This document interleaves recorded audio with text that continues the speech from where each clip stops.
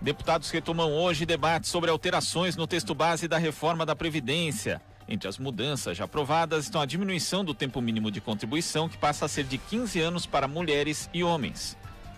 Bolsonaro quer indicar o filho Eduardo para embaixada nos Estados Unidos. Ministro do STF, Marco Aurélio Mello, afirma que nomeação pode ser enquadrada como nepotismo. Fortes chuvas fazem água de barragem inundar região rural do município de Pedro Alexandre, na Bahia. Ainda informações desencontradas se o caso foi de rompimento ou transbordamento da barragem. Glenn Greenwald participa de audiência no Senado e critica a amnésia de Sérgio Moro. O jornalista também esteve presente na 57ª edição do Congresso da Uni, onde afirmou que o site da Intercept Brasil tem fotos e vídeos de dar medo. A ex-presidenta Dilma Rousseff visita Lula em Curitiba acompanhada de Pilar Del Rio, viúva do escritor José Saramago. Governo e oposição da Venezuela entram em acordo para estabelecer mesa de trabalho permanente sobre crise. Copa do Brasil, Cruzeiro vence Atlético Mineiro por 3-0 e fica mais perto da semifinal. E mais as principais notícias da política, da economia, do mundo do trabalho, esportes e cultura. São 7h01, horário de Brasília. Participe do Jornal Brasil Atual por meio dos nossos canais. Nas redes sociais, facebook.com/Rádio Brasil Atual, no Instagram, @Rádio Brasil Atual, no Twitter, @RA Brasil Atual. Inscreva-se também em nosso canal no YouTube.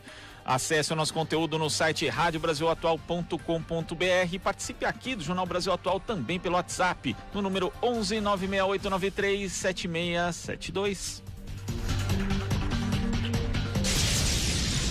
Esta é a Rádio Brasil Atual. Na Rádio Brasil Atual, tempo e temperatura.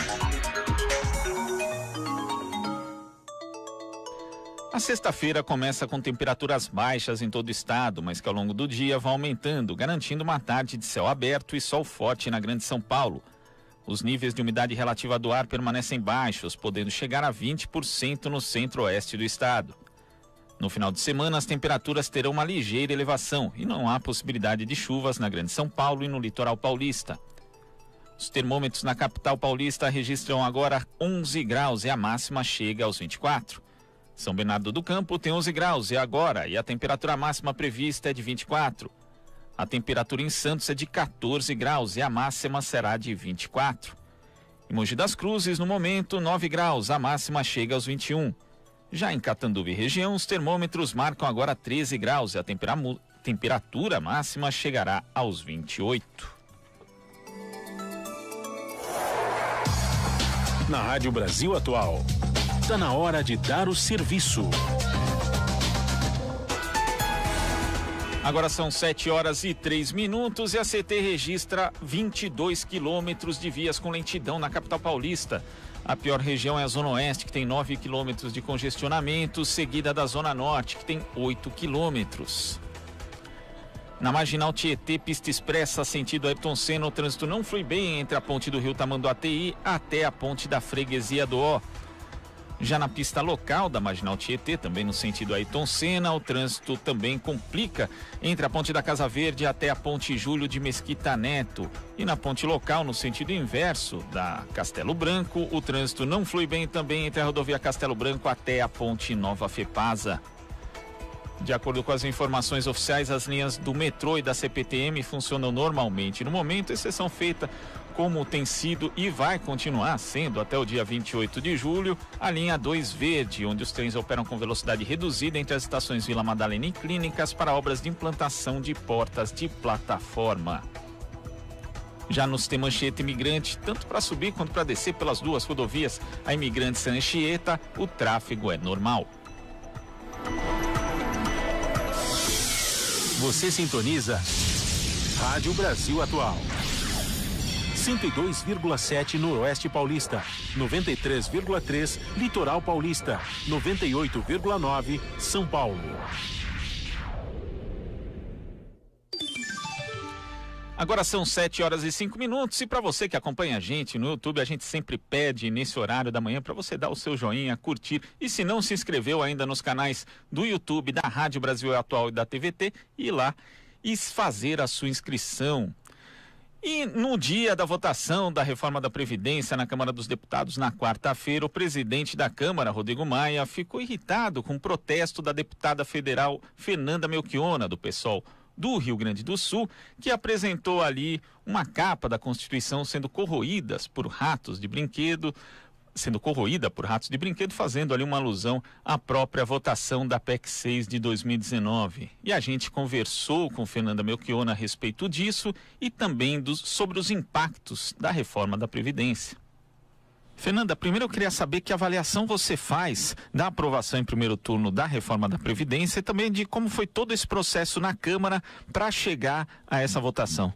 Olha, acho que foi uma derrota muito grande para os trabalhadores brasileiros, né? Claro, é o primeiro turno, mas em relação ao número de votos e, enfim, as regras que estão postas ali na PEC 06, nós vamos ver, infelizmente, milhões de pessoas excluídas da Previdência Social, que não vão conseguir se aposentar, outros tantos se aposentando e ganhando muito menos, viúvas com redução de benefício, massacre com os professores e, enfim, muitos ataques, né? A gente tem tanta coisa para falar, até que abre possibilidade para fundo complementar de servidores públicos de virar gerenciado por bancos. Enfim, a PEC tem um conjunto de maldades nos direitos previdenciários. Enfim, é uma reforma que ataca basicamente os mais pobres, né? 83% da economia, entre aspas, Paulo Guedes é de quem ganha em média R$ 1.300. Então, é uma reforma antipovo, antipobre encaminhada pelo Bolsonaro e que foi comprada e defendida, né, com unhas e dentes, não só pelos deputados do Centrão, que não necessariamente são da base do governo, mas pelo conjunto das forças burguesas no país, né? A unidade burguesa para a reforma era visível desde o primeiro dia do governo Bolsonaro. Então, isso aí, obviamente, fortaleceu a possibilidade dela ser aprovada no Congresso Nacional, junto com a velha prática do balcão de negócios do toma lá da cá, que é a compra dos votos dos parlamentares a partir da liberação de emendas, né? O que é uma indecência. Veja, Glauco, é usar dinheiro público do povo, né, para tirar direitos do povo. E, infelizmente, foi o que aconteceu. Mais de R$1 bilhão foram empenhados, né? Ontem foi publicado no Diário Oficial e segue rolando, né? Essas negociatas que dão conta de que vão ser 2 bilhões e 500 milhões em emendas parlamentares. Então, eu acho que tem essa confluência aí de fatores e, ao mesmo tempo, a nossa denúncia, a nossa luta tem que seguir, né? Independente da PEC 06, a lei, ela é um retrato da luta de classe em determinado momento histórico. Os direitos da classe trabalhadora brasileira foram duramente conquistados, né? Nada veio como concessão dessas elites parasitas que seguem saqueando o país, né? E que fazem um programa de austericídio, como eu digo, que é uma mistura de austeridade com suicídio, porque só vai aumentar a crise econômica, a crise social, mas aplica esse austericídio com muita brutalidade nos costas dos trabalhadores, das mulheres, do conjunto, né? Da classe trabalhadora brasileira. Então, veja, eu digo isso porque não tem vitória que seja permanente nem derrota que seja permanente, né?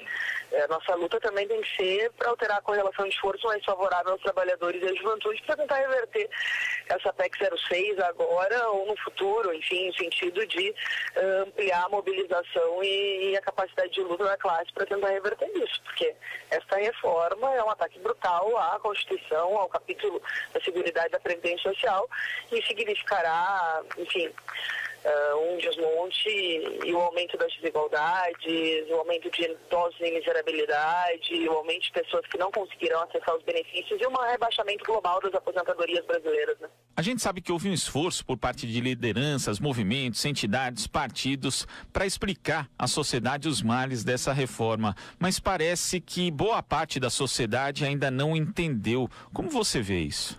Veja, existe uma confusão geral, senão Bolsonaro não teria sido eleito, né? Sim. Porque, veja, o cara se vendeu num momento de crise econômica e de crise de representatividade como uma alternativa. E claro que teve um deslocamento de um setor de classe média, teve um deslocamento aí que apoiou, mas teve votos populares, né? Então as pessoas, muita gente comprou gato por lebre. na eleição. Eu digo sempre, óbvio que todos reacionários, extrema-direita, LGBT-fóbicos votaram no Bolsonaro, mas nem todos os eleitores, 55 milhões de votos, são LGBT-fóbicos reacionários da extrema-direita. Ao contrário, tem gente que votou apostando em mudança, mas a própria resultado da eleição já mostra uma confusão brutal, né? Votou contra seus próprios interesses, num projeto político que é ultraliberal. Fernanda, e no dia da votação da PEC da Previdência, o presidente Rodrigo Maia ali citou nominalmente você por conta do seu protesto com a capa da Constituição e ratos de brinquedo ali, o que eu achei curioso, porque muitas vezes houve episódios similares e o presidente da Câmara nunca tinha se manifestado. Como que você vê isso? Olha, eu acho que lamentável, né, o episódio do presidente. Primeiro, me nominar, eu fazendo meu protesto individual, que a professora Kátia fez aquela Constituição, uma professora aqui do Distrito Federal, me emprestou para levar ao plenário, já que os trabalhadores não puderam entrar, né, mostrando que ratazanas estão correndo, né, a Constituição, muito simbólico. E, no mínimo, é contraditório, né, que um presidente da Câmara tente interferir num protesto individual de uma parlamentar, ainda mais diante da gravidade da situação política. Logo ele, que eu nunca vi se pronunciar diante de todos os ataques de uma extrema-direita que estava ontem o elogiando por causa da reforma da Previdência, que pede o fechamento do Congresso, o fechamento do Supremo, o fechamento das instituições, né? Então, enfim, fiquei bastante incomodada, mas eu afirmei o protesto, né? Você me citou, teve que me dar tempo de resposta. Acho que é um absurdo, né? Rasgar direitos dos trabalhadores e esperar da gente o silêncio e que a gente não denunciaria essa situação do balcão de negócios do Bolsonaro, né? De compra de votos de parlamentares e de desmonte dos direitos sociais. Você acompanhou a conversa com a deputada federal do PSOL do Rio Grande do Sul, Fernanda Melchiona. Você está ouvindo Jornal Brasil Atual. As notícias que os outros não dão. Agora são 7h12. Até às 2h da madrugada de hoje, o plenário da Câmara dos Deputados analisou 11 destaques à proposta de reforma da Previdência, a PEC 6 de 2019. Os parlamentares aprovaram 2 emendas e um destaque supressivo envolvendo regras de transição para policiais, regras de cálculo mais benéficas para as mulheres e tempo de contribuição menor para homens na aposentadoria por idade. Com 344 votos a favor e 132 contra, o plenário aprovou a emenda do DEM, que permite um acréscimo de 2% para cada ano que passar dos 15 anos mínimos de contribuição exigidos para a mulher no regime geral de previdência social. O texto base da reforma prevê aumento apenas para o que passasse de 20 anos. Com a aprovação do destaque do PSB por 445 votos a 15, a exigência de tempo de contribuição para o homem segurado do regime geral de previdência social na regra de transição de aposentadoria por idade diminuiu de 20 para 15 anos, igual ao das mulheres. Os requisitos de idade permanecem os mesmos, 65 anos para homem, 60 para mulher, que passará gradativamente a 62 a partir de 2020. Uma emenda do DEM também tratou de mudanças na regra que permite pagamento de pensão em valor inferior a um salário mínimo, caso o dependente tenha outra fonte de renda formal. Antes da emenda, a renda a ser levada em conta seria do conjunto de dependentes do segurado falecido. Assim, no caso da acumulação de uma aposentadoria de um salário mínimo com uma pensão, por exemplo, essa pensão poderá ser menor que o salário mínimo se o cálculo pela média resultar nesse valor inferior. A pensão assim poderá resultar em um valor a partir de R$ 479,04, devido às regras de acumulação de benefícios, ou mais dependendo do tempo de contribuição do segurado que morreu. Outra emenda aprovada do Podemos diminuiu a idade exigida para aposentadoria de policiais federais, policiais civis do Distrito Federal e agentes penitenciários e socioeducativos federais, se eles cumprirem a regra de pedágio de 100% do tempo de contribuição que faltar para se aposentar. Caso cumpram esse pedágio, a idade será de 52 anos para mulher e de 53 para homem. Se não cumprirem o pedágio, a idade exigida continua a ser de 55 anos para ambos os sexos. Os trabalhos na Câmara serão retomados hoje, em sessão extraordinária, às 9h da manhã. O próximo destaque que será analisado é do PDT e pretende diminuir de 100% para 50% o pedágio de uma das regras de transição, válida para os segurados do regime geral de previdência social e do regime próprio dos servidores públicos. Esta é a Rádio Brasil Atual.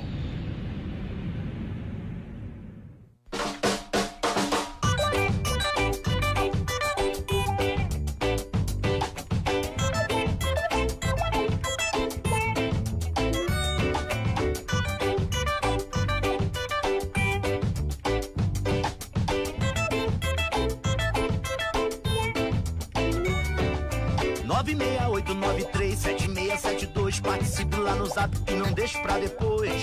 É o Almaden levantando seu astral.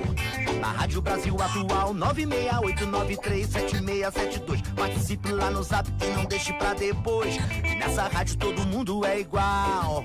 Rádio Brasil Atual. Tá aí, Almaden, no nosso WhatsApp de hoje. E tem muita gente aqui perguntando, né? Michel Lopes, Ana Rosa Carrara, bom dia. Bom dia. Bom dia. Muita gente perguntando, cadê a Marilu? A Tereza Bate perguntou, a Marilu te abandonou, Glauco? A Bernadette também perguntando, Jairo, a Marilu hoje pegou ali uma folguinha, né? Ela foi fazer a rota do Nordeste que ela estava pesquisando aí durante a semana. Pô, mas vai fazer num fim de semana, Michel? Aí é complicado. Eu acho que dá. Eu acho que ela deu aquele pulinho no Guarujá mesmo, pegar aquele jacaré ali na praia de Pernambuco. Eu acho que é uma coisinha mais perto aqui, Michel. Eu acho que não é dessa vez que ela tá indo pro Nordeste, não. Mas eu acho que ela tá com planos, tá aguardando pras férias aí. Inclusive, vários ouvintes, espectadores aqui, o pessoal que acompanha a gente no YouTube, mandou sugestão aí de roteiro turístico para Marilu Cabanhas. Depois a gente vai passar para ela, né? E de repente ela faz um mix, né? Junto melhor de um com o de outro. Pois é. Porque também o Nordeste é basicamente um país à parte, né? De tão grande, né? e tanta variedade. Um litoral muito extenso. Um litoral muito extenso e uma variedade cultural. Não, sensacional. Formidável, exatamente. É algo incrível, que merece mesmo ser visitado para quem não é de lá. Exatamente. E quem é de lá tem que valorizar muito isso, né? Tanto as belezas naturais quanto a cultura local, cultura regional, que, como você falou, Ana, é muito diversificada. É muito diversificado. O sertão, o litoral, cada região tem, e cada estado, cada capital tem ali a sua peculiaridade. Então, inclusive, vamos agradecer a nossa audiência lá no Nordeste, que é bem alta, bem né? Bem alta. elevada. Você que é do Nordeste aí, mande sua mensagem. Inclusive a gente tem o Raimundo Domingos Silva, que sempre acompanha a gente, ele que é do Crato, e lá no Ceará a gente tem um maciço também, ou seja, no Nordeste é possível também você ir e passar frio.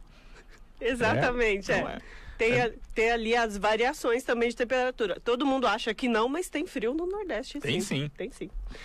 Então, vamos lá, Ana, a gente tem mensagem já no WhatsApp. Primeiro, a gente lembra, né, o ouvinte, o espectador que acompanha a gente no YouTube para dar aquele joinha na gente, né? Eu ia falar isso agora, Glauco. Por favor. A Marilu olha para você e lembra do joinha. Eu fiz a mesma coisa. Olhei para você, eu já dei o joinha aqui na nossa transmissão no YouTube. Então faça você que está nos acompanhando pelo YouTube a mesma coisa. Dê aquele joinha, porque isso ajuda também o crescimento do canal aí da Rádio Brasil Atual, que é muito importante para essa disseminação de informação. Isso ajuda a gente aí a ampliar o alcance das notícias que as outras e os outros não dão. Exato. E falando em Nordeste, eu separei aqui um WhatsApp do Abel Júnior, de Arapiraca, de Alagoas. Ele fala que tenhamos um bom final de semana, apesar de todas as mazelas que se abatem no Brasil atualmente.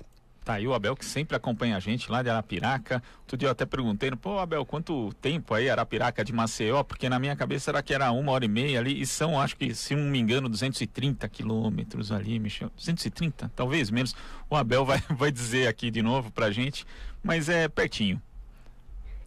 Michel, não foi nenhuma, eu falei, você não foi nenhuma referência ao time local, ao Asa de Arapiraca. O senhor é muito engraçado. De más lembranças, né? Para o senhor. O senhor é muito engraçado, né? Eu tava aqui tentando entender o que acontece, né? Não foi Michel, nenhuma referência, né? Isso não. Temos mais mensagens também, Ana? A gente tá aqui acompanhando, claro, a Fátima de São Bernardo, com certeza, nossa fiel ouvinte, já dando o seu bom dia. Bom dia, Fátima. Aqui. Ela dá bom dia à Rádio Brasil Atual e também à TVT, porque estamos ali sendo isso aí, a transmissão é conjunta aí pela TVT, também pelos canais do YouTube da TVT da Rádio Brasil Atual. A Regina Vilela, inclusive aqui no YouTube da Rádio Brasil Atual, dá o joinha lá de Vila Real, em Portugal. Você vê que a audiência do Jornal Brasil Atual Internacional, Ana? É bastante, né? O dia que eu e a Marilu começamos a falar, pessoal, internacional, chegou Japão, chegou Inglaterra, chegou Itália, chegou Espanha. Então a gente tem aí um público fiel também fora do país. Que bom, né? Que é bastante interessante também, porque a gente está aí rompendo fronteiras. É isso aí, o Aloysio Linhares Cruz também fala que está 23 graus nesse momento em Itapipoca, no Ceará. Itapipoca, que é a terra da Telânia Bruno. Ah, é verdade. Nossa queridíssima Telânia Bruno. É isso, e o avatar dele aqui tem o escudo do Ceará. Olha aí. Torcedor do Ceará. Torcedor do Ceará. Então vamos aqui, o Arthur de Mauá também fala: vocês oferecem as informações importantes às nossas manhãs, com gentileza. Então, você vê aí. Ah, que bom. Com gentileza eu achei interessante, né? Acho que a gente sempre tenta ser gentil, né? Isso daí sem dúvida.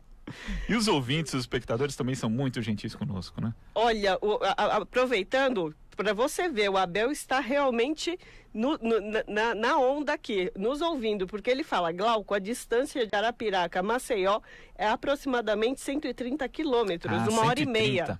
Isso. 130. Tá certo, abração, Abel. E a Mônica ali também manda saudações pra gente da Noruega, e a gente volta daqui a pouco, né? Isso, a gente volta daqui a pouco. Você está ouvindo Jornal Brasil Atual. As notícias que os outros não dão. Agora são 7h21 e nós conversamos também com a presidenta da Associação Juízes para a Democracia, a JD, Valdete Souto Severo, que falou a respeito dos impactos da reforma da Previdência, mas também do ponto de vista legal.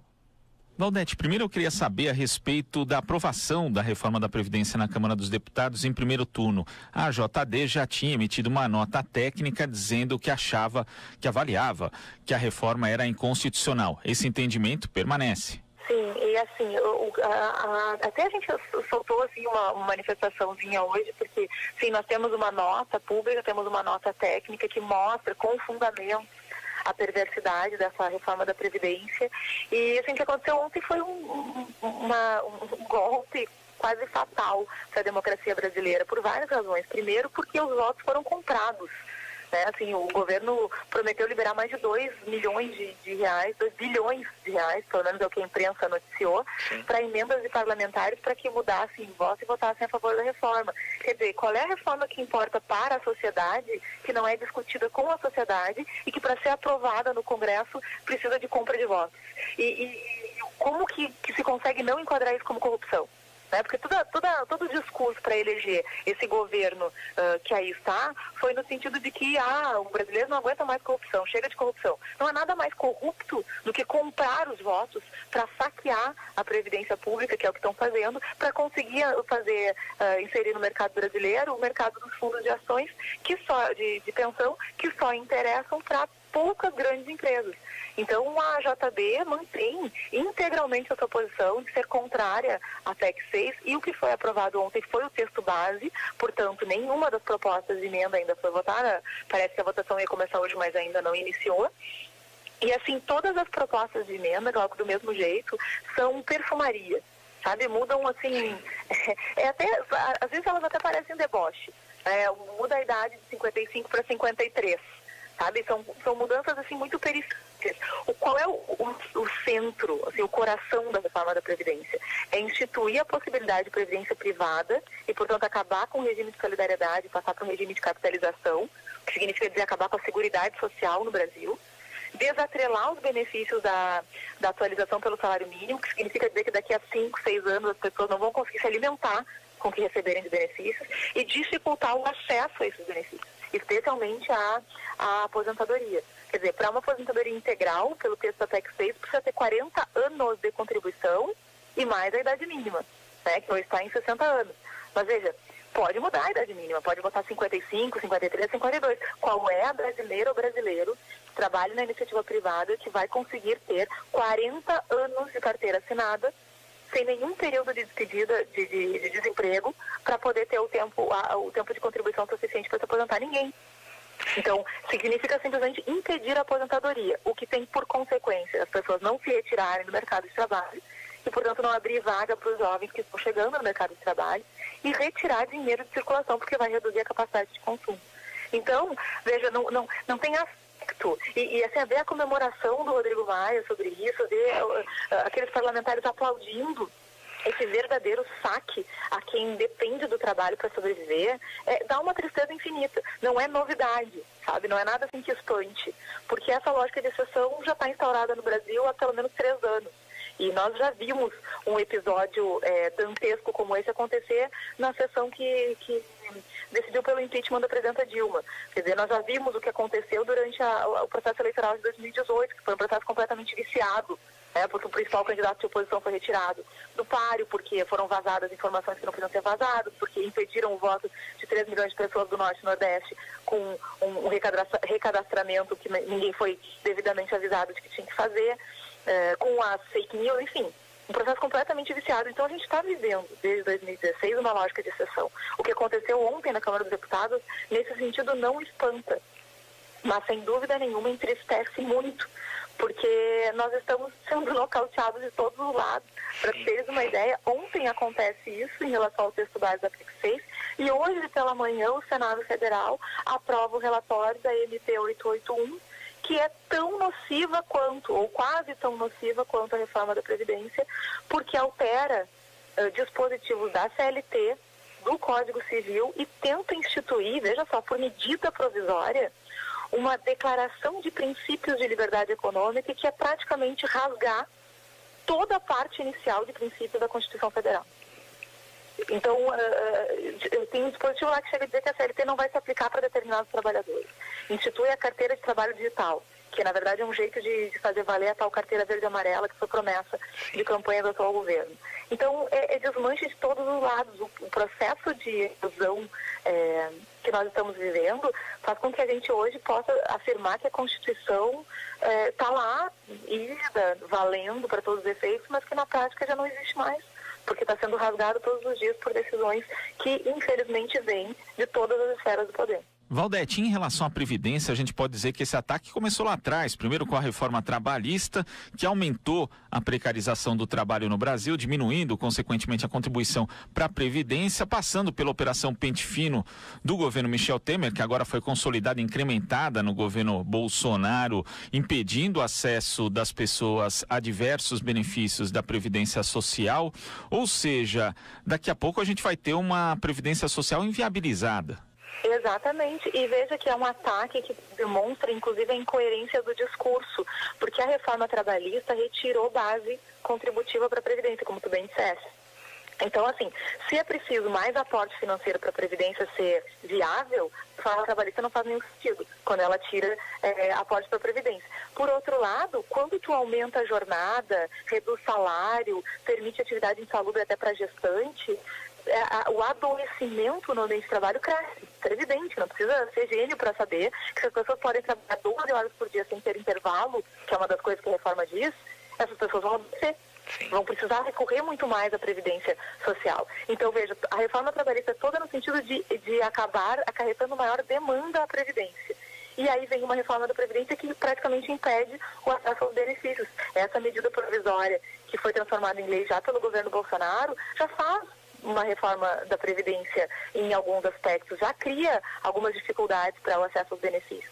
Mas a PEC 6 consegue ser muito pior. E o cavalo de Troia da PEC 6 é instituir essa ideia de capitalização, que, diga-se de passagem, todo mundo diz, mas parece que existe uma surdez dos poderes, que não se explica senão pela força do capital, mas que a OIT já informou, tem um estudo que mostra que praticamente todos os países que adotaram o sistema de capitalização voltaram atrás, porque é um sistema que destrói o tecido social. É um sistema que não se sustenta, é um sistema que faz com que as pessoas, depois de determinada idade, passem fome, fiquem na mais absoluta miséria, ou seja, não tem uma sociedade que consiga se manter ou se desenvolver se não houver um tecido de seguridade social muito forte.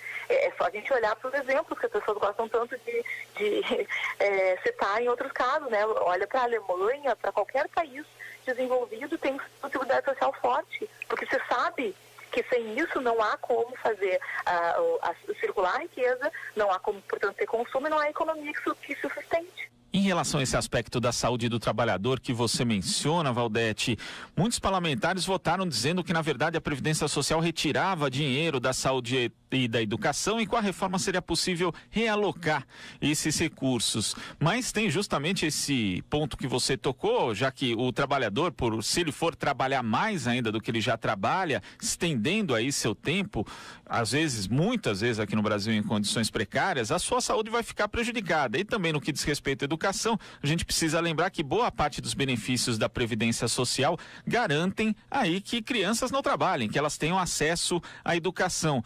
Então não existe esse jogo de perde-ganha que se diz. Na verdade é um jogo de perde-perde. Claro que não, é perde-perde. E tem mais, né? As pessoas não dão conta que essa economia que o Paulo Guedes diz que vai haver de 1 trilhão não vai ser investida em saúde, educação, trabalho, porque tem a emenda constitucional 95 que impede. Então, assim, os gastos nessas questões sociais já estão congelados desde dezembro de 2016 e essa emenda 95 diz que esse congelamento deve durar 20 anos. Então, assim, se a economia houvesse, e não vai haver, porque as pessoas vão ter a necessidade de recorrer ainda mais aos benefícios previdenciários, essa economia vai para onde? Para pagar a dívida pública?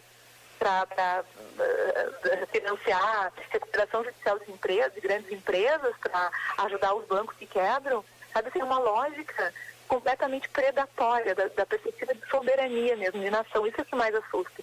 Porque não é só o capital estrangeiro chegando aqui ditando as regras do jogo. Isso sempre foi uma tônica na história dos países de capitalismo periférico. Mas agora existe um dado que é muito peculiar da nossa cultura, que está mais evidente ainda, que a nossa própria elite é uma elite predatória.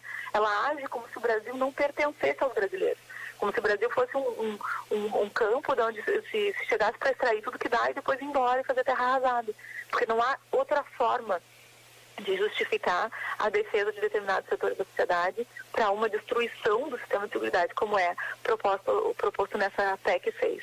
Claro que a gente tem muita desinformação, as pessoas não estão discutindo suficientemente isso, mas, assim, vamos combinar, não é muito difícil de perceber. Sabe? Não precisa ler todo o texto da proposta de emenda constitucional para perceber quais são as grandes ciladas desse texto para a população que depende do trabalho para viver. E aí o problema, né, aliado a tudo isso que nós temos, que é muito grande no Brasil, são uma exceção, e a JB é sempre um privilégio poder falar com o Brasil de fato, é o fato de que a chamada grande mídia, a mídia que atinge a TV aberta, enfim, faz uma lavagem cerebral todos os dias. Quer dizer, nós temos todos os dias as pessoas repetindo que é preciso reforma da Previdência para salvar o Brasil. E se olhar o texto da PEC 6 ou essas questões pontuais mesmo, não há como sustentar que uma reforma como essa proposta possa, de algum modo, nem da perspectiva estritamente econômica, auxiliar a colocar o Brasil, como eu ouvi agora, chegando aqui no rádio, auxiliar a recolocar o Brasil nos trilhos do desenvolvimento econômico. Não, essa reforma tem simplesmente o objetivo de empobrecer mais a população que vive do trabalho, que depende do trabalho para viver, enriquecer mais os donos do capital, especialmente dos bancos e fundos de pensão que vão logo entrar aqui no Brasil para vender previdência privada para todo mundo. Valdete, você vê possibilidade dessa reforma ser barrada ou em segundo turno na Câmara ou no próprio Senado ou ainda na Justiça, né? Ainda que o presidente do Supremo Tribunal Federal tenha declarado apoio à reforma da Previdência? Pois então, primeiro que eu tenho a esperança ainda de que se barre pelo menos no Senado, né? Acho que essa campanha pública é muito importante de alerta, de discussão com as pessoas para que se deem conta do que está acontecendo no nosso parlamento. Mas, caso aprovado, sempre há chance do Poder Judiciário, de alguma maneira, fazer o filtro constitucional. O que eu posso te dizer, não sei se vai acontecer ou não, mas o que eu posso te dizer é assim, se nós levássemos a sério a nossa Constituição, eu não tenho dúvida de que muitos dispositivos que estão ali propostos na PEC 6 não conseguiriam conviver com o que está escrito na nossa Constituição de 88 e teriam que ser declarados inconstitucionais. Agora, se isso vai realmente acontecer diante do Poder Judiciário e do jogo de força que temos hoje, não sei te dizer. Eu acho que a gente não pode apostar nisso. Acho que nós temos que apostar ainda na tentativa de barrar a aprovação mesmo do texto da PEC 6 e repito, as mudanças propostas nas emendas não vão alterar o que é central nesse projeto de destruição do sistema de seguridade social. Por isso que ele tem que ser rejeitado. Você acompanhou a entrevista com Valdete Souto Severo, presidenta da Associação Juízes para a Democracia, a JD. Você está ouvindo Jornal Brasil Atual. As notícias que os outros não dão. Agora são 7h35 e fazemos contato com o cientista político e sociólogo Emir Sader. Bom dia, Emir. Bom dia, Glau. Emir, a gente teve na terça-feira o anúncio da renúncia do ministro da Fazenda do México. O que isso altera aí no governo do López Obrador? Bom, é a crise mais grave que ele teve até agora, até porque era um economista que tinha grande trânsito, que dava garantias para o mercado, para os empresários em geral, apesar de ter uma trajetória progressista. Então, perdê-lo é um golpe duro, ainda mais que a economia mexicana está entrando em recessão. Então, é um momento difícil e o assédio do Trump, de ameaças de pressões, de impostos, piora ainda mais a situação.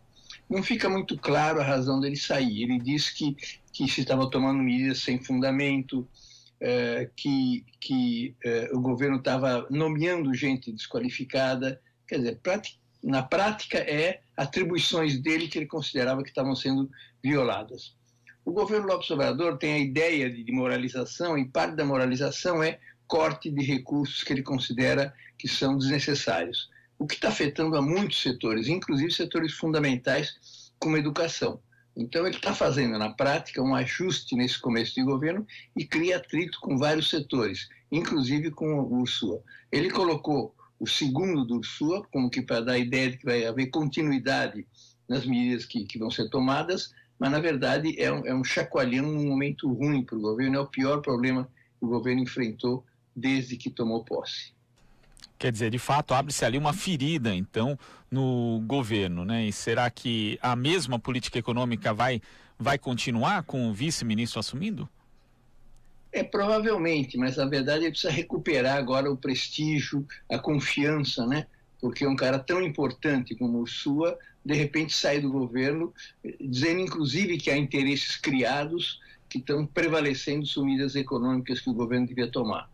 Então, vamos ver que efeitos vai ter essa substituição. É um sentimento de continuidade, mas numa circunstância que houve um chacoalhão muito duro com a carta publicada pelo Ursua.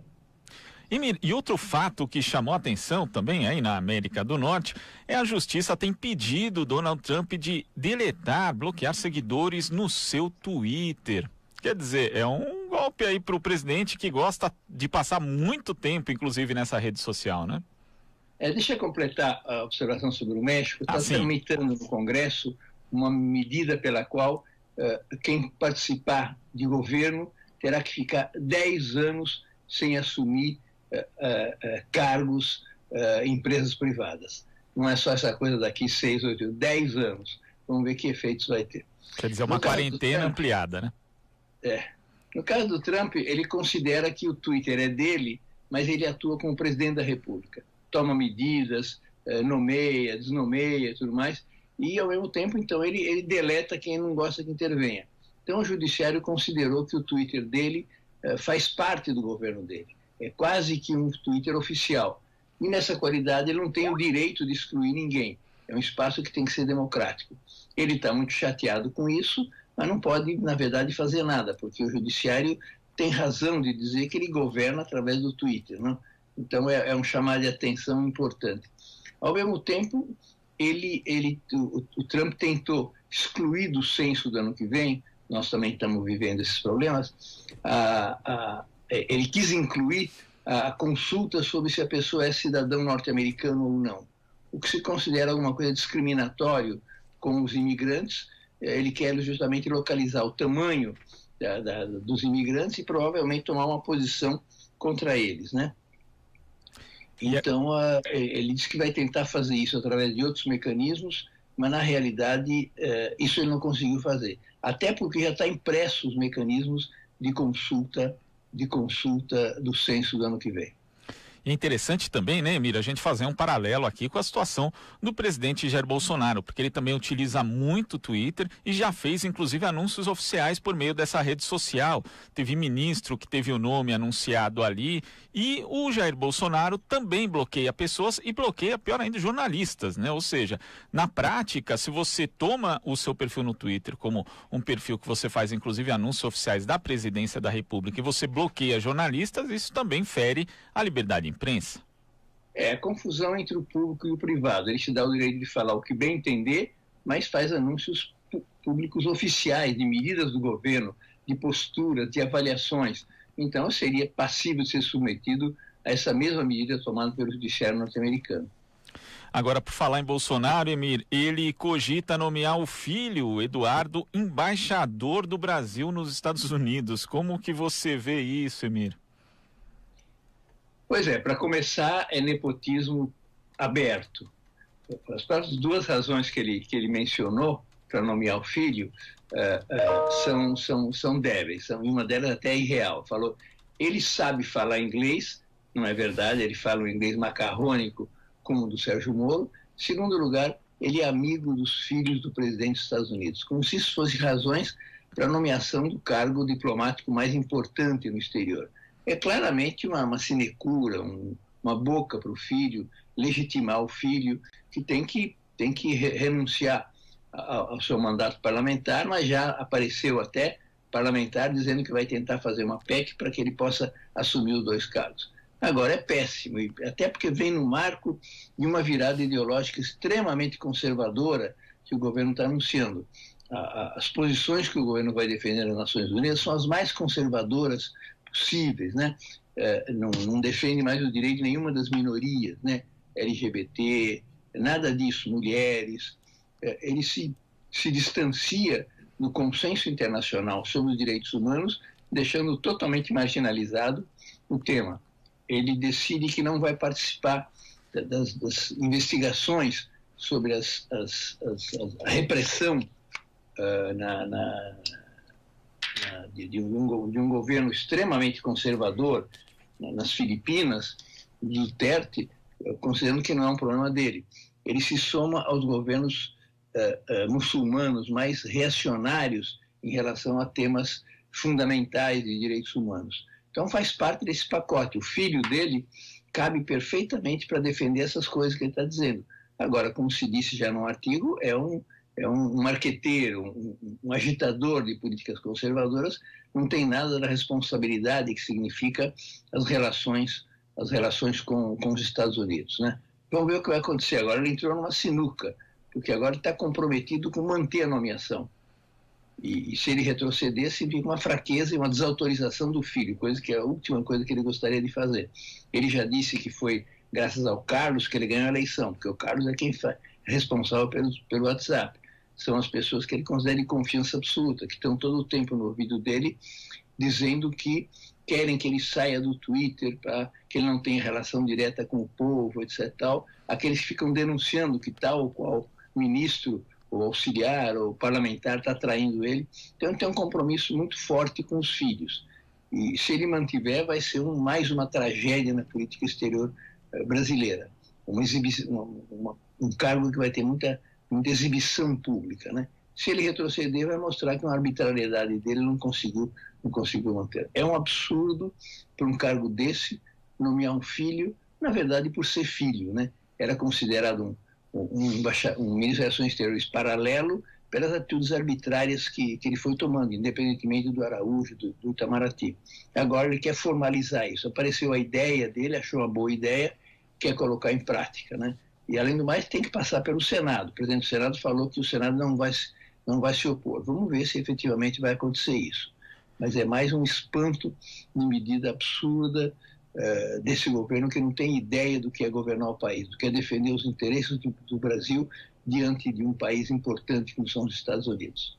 E é bom lembrar que o Eduardo Bolsonaro completou 35 anos, que é a idade mínima para alguém assumir um posto na embaixada, anteontem. Quer dizer, é um absurdo atrás do outro. Parece que estava pensado, ele estava esperando esse aniversário para poder cumprir essa norma existente. Então é o que faltaria para ele. Na verdade, falta tudo, né? O presente de aniversário é uma embaixada. Pois é. Emir, muito obrigado pela sua participação e até a semana que vem. Até a semana que vem. Conversamos aqui com o cientista político e sociólogo Emir Sader. Esta é a Rádio Brasil Atual. Agora são 7h45. A ex-presidenta Dilma Rousseff e a viúva do escritor português José Saramago, Pilar Del Rio, visitaram o ex-presidente Lula em Curitiba nesta quinta-feira. Após o encontro com Lula, Dilma falou aos participantes da vigília Lula Livre. Quero dizer que vocês estão do lado certo da história. Vocês estão na luta justa. A luta pela libertação do Lula. Porque o Lula representa duas coisas muito importantes hoje. Ele representa que outro mundo é possível. Porque nós já provamos que outro mundo é possível. E ele representa também a luta pela democracia em nosso país. Porque contra ele foram tomadas todas as medidas mais injustas. Contra ele foi comprometido o direito de defesa. Contra ele não se respeitou o devido processo legal. Contra o Lula, o juiz foi de uma parcialidade criminosa. Contra o Lula, não havia provas. Contra o Lula, se tomou todas as medidas para impedir que ele ganhasse a eleição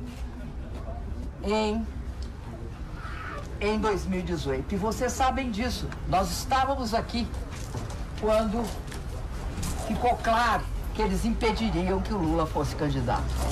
Prendendo-o, condenando-o, sem provas, porque sem crime. Então, quero dizer para vocês o seguinte: esse é um baluarte da luta democrática no nosso país. Então, estejam todos aqui que me foram apresentados hoje. Foi muito bom vocês terem me mostrado como é que funciona o acampamento. Obrigada. Meus parabéns a cada um. Minha imensa gratidão, minha solidariedade, meu reconhecimento. E tenho certeza que aquele homem que está ali em cima sente por vocês um grande carinho e uma grande gratidão. Jornal Brasil Atual. As notícias que os outros não dão. Agora na Brasil Atual, um espaço para você tirar as suas dúvidas da língua portuguesa falada no Brasil, na ponta da língua. Apresentação: Fernanda Pompeu, professora de português e idealizadora do site aceleratexto.com.br. Qual a diferença entre iminente e eminente? Ah, essa é legal. Vamos lá. Eminente com E é ilustre, ok? Então, a eminente professora doutora, tá? Vocês não vão acreditar, mas o eminente deputado, alguma coisa assim, tá? É o ilustre, o destacado, o notável. Iminente com I é urgente, tá? Então, com o aquecimento global, o desastre é iminente, ok? Está prestes a acontecer. Então vamos lá. Eminente com E. Notável, excelente, admirável. Iminente com I. Urgente, prestes a acontecer. Por conta de ser uma letra só, causa muita confusão. Muita confusão, como várias outras, tá? Como imigrar e emigrar, né? Também é o mesmo caso, você tem o I e o E, né? Imigrar é quem sai de um país e entra em outro, ok? Então, por exemplo, os venezuelanos estão o quê? Imigrando, né? Para o Brasil. Eles são imigrantes com I. Agora, o meu sobrinho emigrou para a Rússia, ou seja, saiu do Brasil para morar na Rússia. Então, o português tem várias palavras, é bem interessante, que uma letra muda o sentido. Não, e às vezes opõe, inclusive, esse sentido. Perfeito. Na Ponta da Língua. Dúvidas da língua portuguesa falada no Brasil. Entre em contato com a gente pelo WhatsApp 968937672 e tire suas dúvidas com Fernanda Pompeu, professora de português e idealizadora do site aceleratexto.com.br. Você sintoniza Rádio Brasil Atual. 102,7 Noroeste Paulista, 93,3 Litoral Paulista, 98,9 São Paulo. 7h50. Custo de vida, emprego e desemprego, cesta básica, tarifas públicas, salário mínimo.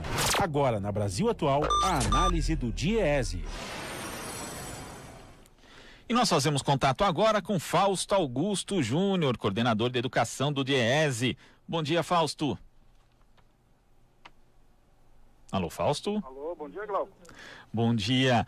Fausto, ontem a gente teve aí na Câmara dos Deputados a análise de 11 destaques à proposta de reforma da Previdência, a PEC 6 de 2019, sendo que 5 sequer foram analisados, mas... Alô, Fausto? Oi, tô ouvindo. Tá me ouvindo? Ah, tá, não, porque caiu aqui no Skype, mas tudo bem, estamos aí. Caiu, mas voltamos pro telefone. E nessa sessão, que teve início ontem, ainda vai ter continuidade aqui hoje, os deputados aprovaram 2 emendas e um destaque supressivo envolvendo regras de transição para policiais, regra de cálculo que é menos hostil para as mulheres e tempo de contribuição menor para homens na aposentadoria por idade. Como que você viu aí a votação desses destaques, Fausto?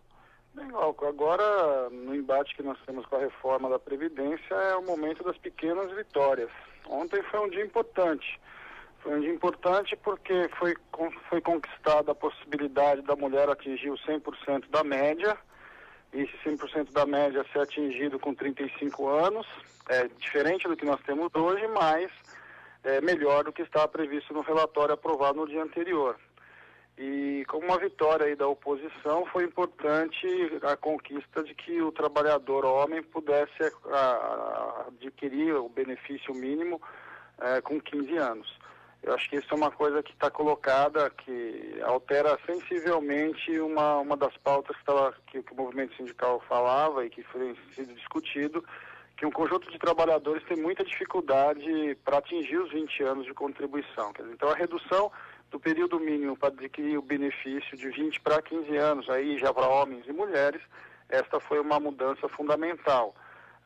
Nós temos ainda outras discussões de destaque, né, que vai acontecendo. A questão da pensão com valor menor do que o salário mínimo, o acordo entre as bancadas, e aí acabou aprovando o destaque do DEM e não o destaque do PCdoB, que alterou o mínimo do salário mínimo para a pensão somente para quem não tiver nenhuma outra forma de remuneração. Acho que esta foi uma vitória parcial, porque isso já mais ou menos já estava sido acordada.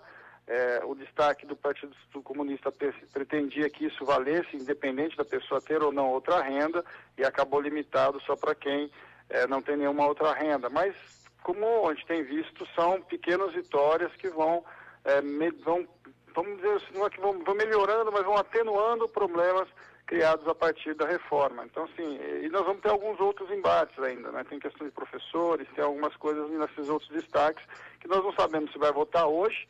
O presidente da Câmara disse que quer reabrir a sessão às 9h, mas nós sabemos que sexta-feira é um dia de baixo quórum, já estamos em julho, ou se esses outros destaques continuarão a ser debatidos ao longo do final de semana ou vai passar para agosto agora. E é sempre bom lembrar, né, Fausto, como você ressaltou, que essa mudança, por exemplo, na pensão por morte, ela na verdade, ela fica um pouco menos pior do que era na proposta original, mas ela fica pior do que é hoje, né? Não, isso não há dúvida, né? Tudo o que está sendo feito com relação aos destaques, ele atenua perdas que aconteceram a partir da aprovação do relatório geral. Então, o maior deles é o fim da aposentadoria por tempo de contribuição, instauração de idade mínima e principalmente a forma como você passa a calcular os benefícios, ou seja, você vai ter 60% a partir dos 20 anos para homem e 60% a partir dos 15 anos para mulher e 2% por cada ano a mais contribuído. É isso que a gente está vendo agora. Esse é o geral da reforma. Agora é mitigar perdas, né?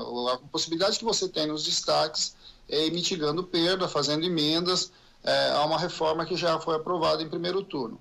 Tem uma votação para o segundo turno. Nós sabemos que a diferença entre o primeiro turno e o segundo turno normalmente é muito pequena, no caso de votação no Congresso. Agora faz diferença se o deputado tiver que voltar para a sua base, pegar suas explicações ao longo dos próximos 15, 20 dias e vou ter que voltar em agosto para fazer esse debate no segundo turno. Então, ou seja, se a reforma na Câmara se encerra este mês, ou seja, hoje, amanhã, ou se ela vai avançar para agosto, pode ter alguma alteração para o segundo turno. A nossa luta, a luta acho que de todos, é que a oposição vem tentando bloquear a própria votação, empurrar isso para o segundo turno para agosto, exatamente para dar chance para que os deputados, ao voltar para suas bases, sejam pressionados pelos seus eleitores, que afinal de contas eles estão votando a retirada de direitos. E é por isso que é importante que os eleitores, que os cidadãos tenham acesso à informação a respeito da reforma da Previdência, porque quando a gente vê, por exemplo, a comunicação oficial, né, usando essa questão da pensão por morte como ilustração, Fausto, tem um tweet promovido pelo governo, né, na sua propaganda, que diz assim: a pensão por morte continua. Você que recebe a pensão por morte, nada vai mudar. E aí a pessoa é induzida justamente a pensar que não vai ter modificação nenhuma, mas vai ter modificação daqui para frente. Então isso é algo muito sério e é uma indução ao erro que o governo faz na sua propaganda. E a gente também tem que ficar sempre em alerta, né? Porque já está anunciado que é possível que corra uma mini reforma da Previdência em paralelo, para poder incluir estados e municípios. Essa é uma discussão que está colocada já para o próximo período. Bem, se isso acontecer, novamente você vai para um conjunto de outras votações, e essa mini reforma ou esse adendo à reforma, que pode começar a tramitar no segundo semestre, pode inclusive retornar coisas que foram retiradas dessa reforma nesse embate aí dos últimos 6 meses. E a gente está vendo isso, a gente viu isso acontecer na reforma trabalhista e estamos vendo isso acontecer agora na MP do direito econômico, em que o governo está colocando agora mais um conjunto de mudanças alterando a CLT, que inclusive mexe na CIPA agora. Então, quer dizer, esse momento de você poder informar a população, ele é fundamental, porque o governo ele tem subterfúgios, a Câmara tem subterfúgios, que nós sabemos que muitas vezes aquele direito que você brigou muito lá e recolocou agora no meio desses destaques, voltam num outro momento, seja no próximo semestre, seja no ano que vem, e é uma outra luta que as coisas vão acontecendo. O tempo de informação da população é fundamental. E não só de informação, viu, Hugo? A gente tem uma questão que é você compreender mesmo. Como os destaques estão adentrando pedaços da lei, o que nós estamos fazendo nesse momento é uma coxa de retalhos em que você vai aglutinando pedaços de legislação em cima da legislação aprovada em geral. É preciso, tão logo seja consolidado isso, uma boa análise, né? Uma análise que vai olhando as questões jurídicas, que muitas vezes uma vírgula em algum destaque faz muita diferença nesse processo legislativo. Então é um momento também da gente poder estudar melhor, poder colocar o conjunto de informações para o conjunto da população e ter um tempo para pressionar os deputados para o segundo turno. E a gente vai ter hoje, a sessão reinicia da votação de destaques às 9 da manhã, e o próximo destaque é um destaque do PDT, que pretende diminuir de 100% para 50% pedágio de uma das regras de transição que vale tanto para o regime geral de Previdência Social quanto para o regime dos funcionários públicos. Seria uma alteração também importante, né, Fausto? Sem dúvida, né? Nós estamos falando para uma pessoa que falta, vamos imaginar aí, 5 anos de contribuição, é uma diferença de 2 anos e meio de contribuição, não é pouca coisa. A gente sabe que quem está em vias de aposentadoria, tudo isso faz muita diferença. Nós vamos ter um conjunto de destaques ainda que serão votados e que também vão alterar coisas importantes. Nós temos que ir acompanhando um pouco isso com cuidado. A oposição dentro do Congresso, os partidos da esquerda em geral, estão se articulando para bloquear, né, para obstruir várias votações, ao mesmo tempo colocar em votação outras. Tem uma negociação muito forte dentro da Câmara hoje. Agora é fundamental que a gente esteja nesse processo de pressão. Tá certo, Fausto. Muito obrigado pela sua participação e até a próxima. Até a próxima. Conversamos aqui com o coordenador de educação do DIEESE, Fausto Augusto Júnior. Você está ouvindo Jornal Brasil Atual. As notícias que os outros não dão. 7h59. Segundo o comentarista político João Caires, com o texto base da reforma da Previdência aprovado na Câmara, resta agora o enfrentamento ao desmonte no Senado. Tem uma batalha, a batalha no Senado. As centrais sindicais estão se organizando, os movimentos sociais estão se organizando, mas não basta isso. É uma vergonha, até porque o presidente da República se aposentou aos 33 anos, ele teve uma aposentadoria forçada. E agora as pessoas vão ter que se aposentar aos 65 anos. Não que seja correto se aposentar aos 33, muito pelo contrário, mas ele se aposentou aos 33 e não abriu mão da sua aposentadoria. E agora colocou os trabalhadores e trabalhadoras para trabalhar até os 65 anos, 40 anos de contribuição. E todos nós sabemos que, em média, um trabalhador no Brasil fica 7 anos desempregado. Não é fácil se manter 40 anos empregado, contribuindo todo mês para a Previdência rigorosamente em dia.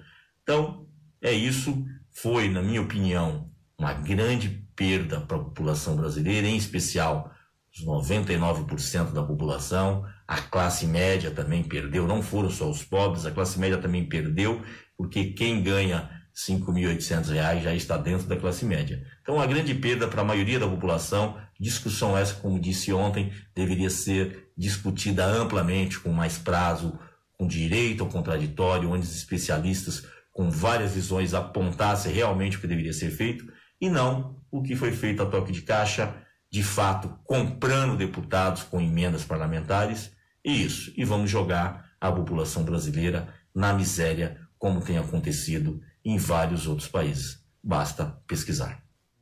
Você está ouvindo Jornal Brasil Atual. As notícias que os outros não dão. Saúde do trabalhador. Saúde do trabalhador. A doutora Maria Maeno, médica pesquisadora da Fundacentro, responde aqui na Rádio Brasil Atual as suas dúvidas. Doutora Maria Maeno, como é que a reforma trabalhista tem impactado na saúde dos trabalhadores? Olha, vamos pegar somente uma modalidade do contrato de trabalho, da reforma trabalhista, o trabalho intermitente. O que é isso? A empresa pode contratar por semanas ou por meses um trabalhador. Então tem vai ter um rol de trabalhadores à disposição das empresas, sem qualquer compromisso das empresas chamarem esse trabalhador. Durante esse período, ele fica à disposição das empresas, mas não há qualquer remuneração. Ele só é remunerado durante o período em que efetivamente ele trabalhar. E se ele se comprometer, por exemplo, a trabalhar por um determinado período e por algum motivo ele não puder cumprir o acordo, o acordado, ele vai pagar uma multa o valor, da metade do valor pelo qual ele havia acertado o contrato. Em termos numéricos, o trabalho intermitente ainda é pouco. Ele perfaz, em julho, por exemplo, segundo os dados aí oficiais, tem mais ou menos 7%. Mas se isso se expandir, milhares de trabalhadores terão 2 ou 3 empregos com contratos curtos. Em determinado momento ele vai estar com 2 empregos, no outro momento com 1, no outro momento 0. Então vai ter muito período de interrupção. Não vai contribuir para a Previdência, muitas vezes pode perder a condição de segurado, e a previsão é que menos gente vai somar tempo suficiente de contribuição para chegar à aposentadoria. Também em caso de doença, se ele perder a condição de segurado, ele não pode se afastar pelo INSS. Então, se ele tiver uma doença relacionada ao trabalho, também vai ser mais difícil de se estabelecer a relação de causa e efeito, porque ele já trabalhou em tantos lugares que não se sabe onde é que ele adquiriu essa doença. E outra situação, por exemplo, depois de um tempo sem emprego, mesmo que as condições de trabalho sejam ruins, ou se o trabalhador estiver doente, ele vai aceitar o emprego. E se ele estiver doente, ele não tiver condição de segurado naquele momento, ele não se afasta pelo INSS, ele vai ter que aguentar. Então, essa doença pode se cronificar, né, e se tornar até irreversível. Então, a gente vai ter consequências muito dramáticas para a saúde do trabalhador. Saúde do trabalhador. Saúde do trabalhador. Você escolhe como participar enviando suas dúvidas para a doutora Maria Maeno. Por e-mail, redação@jornalbrasilatual.com.br. E também pode enviar suas dúvidas para a Rádio Brasil Atual nas redes sociais. Esta é a Rádio Brasil Atual. Agora são 8h04 e conversamos com o economista da Auditoria Cidadã da Dívida, Rodrigo Ávila. Bom dia, Rodrigo. Bom dia. Rodrigo, primeiro eu queria que você fizesse uma avaliação desse texto base da PEC 6 de 2019, a chamada reforma da Previdência, ou contra a reforma da Previdência, que foi aprovada na quarta-feira na Câmara dos Deputados. Bom, ele representa um grande retrocesso para a Previdência, ele aumenta muitos requisitos de tempo, de contribuição e reduz os benefícios, obriga as pessoas a trabalharem 40 anos fichado, com registro, com contribuição, né, para não perder a média que já é rebaixada, né, porque até o momento, né, as pessoas podem descartar os 20% piores contribuições e pelo texto que está sendo aprovado aí, vão ser incluídas todas as contribuições, 100% das contribuições, não vai poder descartar para fazer a média os 20% piores, né? E mais, né? Depois disso, ainda tem o aumento no tempo exigido para a contribuição, que atualmente é 15 anos, está se querendo passar para 20, mas ontem, nessa madrugada, né, o governo viu que não vai ser fácil assim.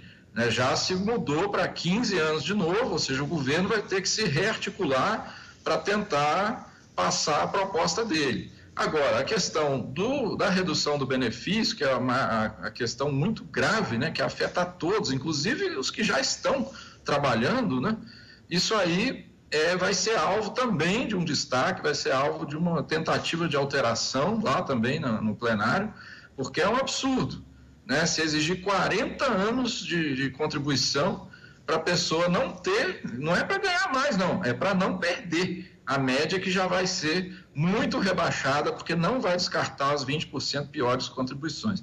De uma forma geral, é isso, vamos observar hoje como que vai ser a evolução.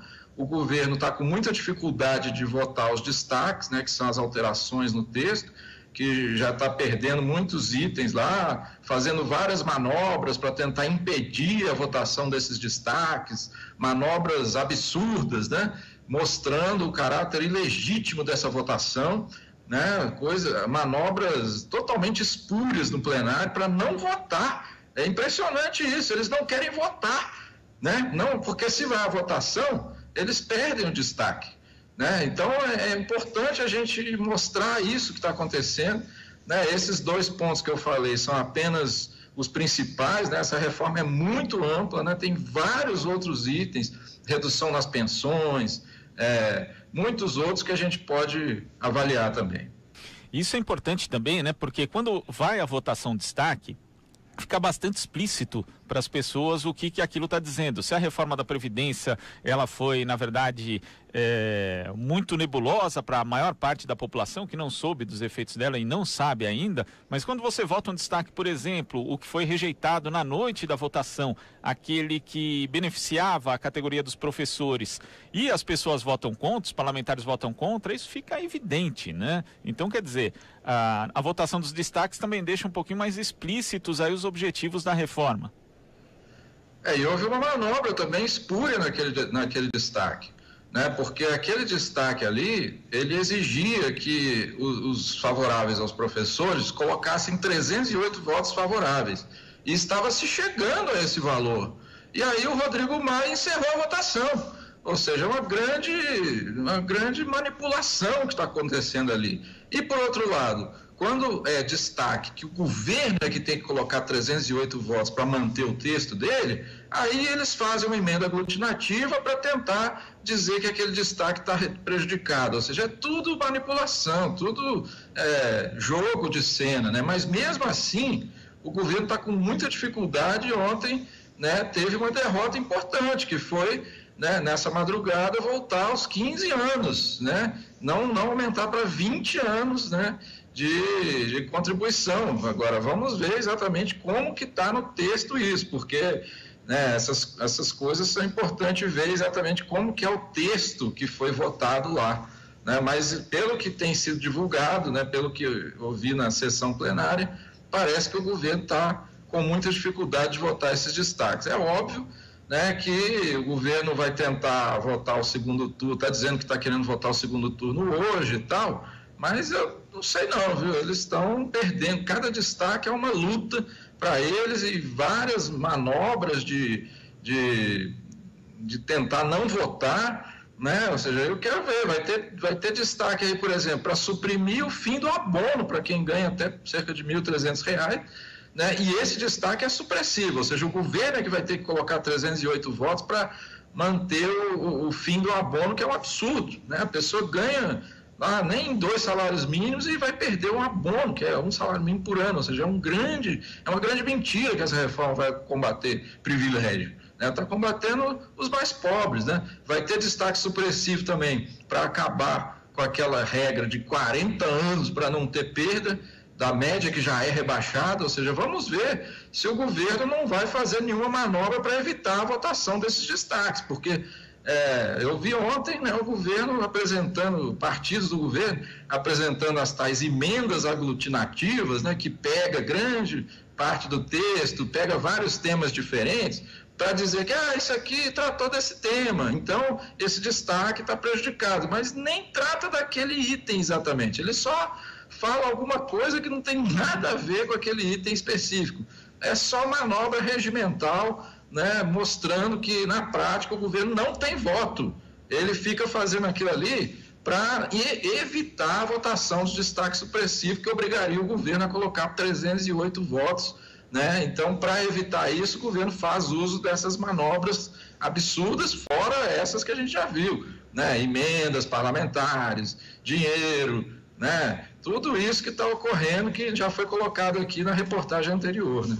Agora, Rodrigo, a gente até comentou há pouco com o Fausto Augusto Júnior, coordenador de educação do Diese, a respeito de um dos destaques que vai ser colocado em votação hoje, logo na abertura da sessão extraordinária, se é que a gente vai ter essa sessão, que é um destaque do PDT que pretende diminuir de 100% para 50% o pedágio de uma das regras de transição válidas para os segurados ali do regime geral de previdência social e também do regime próprio de servidores públicos. Essa questão das regras de transição também é algo fundamental, não? Exatamente, a transição ela foi muito brutal, né? Principalmente para os servidores públicos e também para os trabalhadores do setor privado, né? No caso, é fundamental mudar o pedágio de 100%, é uma coisa realmente muito abrupta, né? A pessoa está lá prestes a se aposentar e tem que, né, fazer um pedágio totalmente absurdo, né? Nesse caso aí do destaque do PDT, nós vamos ver, nesse caso aqui, pelo que eu vi aqui, seria uma emenda aglutinativa, né? Pelo que eu estou vendo aqui, seria a emenda aglutinativa 4 do PDT, com suporte no destaque 29, que modifica o inciso 4 do artigo 20, para reduzir o pedágio sobre o tempo de contribuição restante na regra de transição alternativa, né, para 50%. No caso de emenda aglutinativa, o problema tem esse destaque e também tem outro do PDT que é supressivo. Esse é um outro destaque que eu também vi aqui na lista. Se for esse, vai ser melhor, porque vai exigir o governo de colocar 308 votos, né, para manter o texto dele. Vamos ver qual vai ser o destaque, porque tem o destaque 44 do PDT, né, que eu tinha aqui nos meus arquivos, só que isso aí também muda. Os partidos, às vezes, lá na hora, mudam o destaque dependendo da viabilidade política. Mas se for esse destaque 44 do PDT, o governo é que vai ter que colocar 308 votos. E aí é que tá, aí é que eu quero ver. Se o governo tiver que colocar 308 votos para evitar essa regra de transição, para tentar manter essa regra de transição absurda, aí vai ficar difícil para eles. Mas se tiver que ser por emenda aglutinativa, que é um outro destaque também que eu vi aqui do PDT, aí ficaria mais difícil, porque a oposição é que teria que colocar 308 votos, né? Mas eu acredito que isso aí vai depender também da leitura que o governo vai fazer lá na hora, se vai prejudicar esse destaque, se não vai.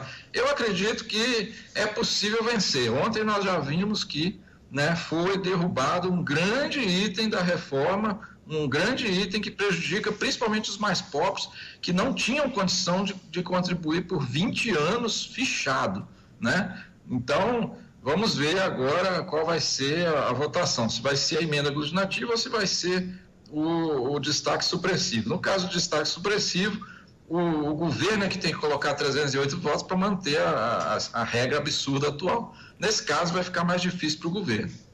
Estamos conversando aqui com o Rodrigo Ávila, ele que é economista da Auditoria Cidadã da Dívida. E, Rodrigo, eu queria saber de você uma questão que é o seguinte: muitos parlamentares, inclusive parlamentar da oposição, eu vi usando esse tipo de argumento, dizendo que a economia de 800 bilhões ou 1 trilhão, a gente não sabe como é que vai ficar aí, economia entre aspas, né? Porque é tirar dinheiro dos aposentados, dos futuros aposentados, então não é exatamente uma economia. Mas que esse dinheiro poderia ser destinado para a saúde e educação, porque a Previdência drena os recursos dessas duas áreas. Mas você que faz parte da Auditoria Cidadã da Dívida, né, que faz vários estudos, inclusive relativos à quantidade de dinheiro do orçamento que vai para pagamento de dívida, de juros da dívida, a gente sabe que esse dinheiro aí economizado, entre aspas, ele não vai para a saúde e educação. Então queria que você explicasse isso para o ouvinte, para o telespectador aqui que também nos acompanha, que esse argumento não se sustenta, né? Exatamente, isso é tudo uma falácia. Eles excluem completamente da análise o gasto com a dívida pública e ficam dizendo que é uma briga entre a Previdência e a saúde, entre a Previdência e a assistência, ou seja, é uma grande mentira. Na verdade, quando a gente coloca o orçamento inteiro, né, que é o famoso gráfico de pizza, né, da Auditoria Cidadã, a gente vê que mais de 40% do orçamento vai para juros e amortizações da dívida, enquanto que para a Previdência, mesmo somando o regime geral com o regime próprio dos servidores públicos, chega a 26, mais ou menos, muito menos do que o gasto com a Previdência. Para você ter uma ideia, para os ouvintes e os ouvintes terem uma ideia, apenas o que foi gasto com a remuneração da sobra de caixa dos bancos é uma parte da dívida interna, né? Os bancos têm lá muito dinheiro, poderiam emprestar para as pessoas e empresas, mas não quer correr risco. Eles emprestam para o Banco Central, que remunera esse dinheiro sem risco para os bancos, ou seja, é um escândalo, né? Isso é uma fatia de mais de 1 trilhão da dívida interna que nós temos hoje, mais de 5 trilhões, né? Isso aí, só o custo disso em juros, né, nos últimos 10 anos, foi mais ou menos 1 trilhão de reais, que é a mesma coisa que o governo está querendo tirar dos aposentados e no mesmo período, ou seja, na verdade, o que se trata é tirar dos aposentados e trabalhadores para dar para os banqueiros. Não se trata de tirar da Previdência para poder ter saúde e educação, até porque, né, em 2016 se aprovou a emenda do teto de gastos sociais, congelamento dos gastos sociais, que não permite que haja um crescimento real da soma, né, dos gastos sociais, saúde, educação, previdência. Ou seja, o que se tira da Previdência não vai para a saúde, né? Simplesmente vai para remunerar a sobra de caixa de banco, que é como ocorreu nos últimos 10 anos. Então, o que está tirando dos trabalhadores é apenas uma fatia do que se está dando para os grandes bancos, né, como a gente tem denunciado, né? E é exatamente isso, ou seja, as mentiras que o governo conta para tentar dizer que não tem dinheiro, que não sei o quê, mas tem mais de 1 trilhão no caixa único. O governo tem mais de 1 trilhão em caixa, né? E fica dizendo que isso aí só pode ir para pagar dívida, que não sei o quê, que se gastar gera inflação. Como inflação? País com uma capacidade ociosa impressionante, né? Poderia usar isso para investimentos, para a Previdência. A Previdência é o que gira a economia. Se você tira 1 trilhão dos aposentados, que são aqueles que gastam toda a sua renda, né, você vai jogar a economia numa crise maior ainda, né? As pessoas não vão ter dinheiro para comprar, para consumir, cai a arrecadação, né? Cai a arrecadação previdenciária, porque não se tem emprego. E aí depois o governo vai ficar alegando o tal déficit mentiroso dele, que aumentou e tal, e vai querer defender novas reformas. Na verdade, a estratégia deles é essa, totalmente mentirosa. E se tratam de escolhas políticas, né? Porque a gente viu, por exemplo, ali na votação do parecer do relatório do deputado Samuel Moreira, do PSDB de São Paulo, que existia ali um item que tratava da questão da cobrança da contribuição previdenciária dos produtos agrícolas exportados. E aí a gente teve a supressão disso na calada da noite, numa votação ali às 2 da manhã, E o agronegócio acabou aí sendo beneficiado com 83 bilhões de reais. Então trata-se, na verdade, de escolhas políticas, né? Você pode tirar dos bancos, você pode tirar do agronegócio, mas o governo prefere tirar do trabalhador. Claro, é uma questão política. Esse é um pequeno exemplo, né? Nós poderíamos colocar outros exemplos, por exemplo, a Lei Candir, né? Que isenta de ICMS, né, as exportações de produtos primários e semi-elaborados, beneficia o setor primário exportador, né, que gera aí, já gerou, né, desde que foi criado, desde 97, mais de 300 bilhões de prejuízo para estados e municípios. Poderíamos citar, por exemplo, imposto sobre grandes fortunas, que nunca foi regulamentado, a questão da tributação sobre lucros e dividendos, né, que houve uma grande isenção também lá em 96 com o Fernando Henrique.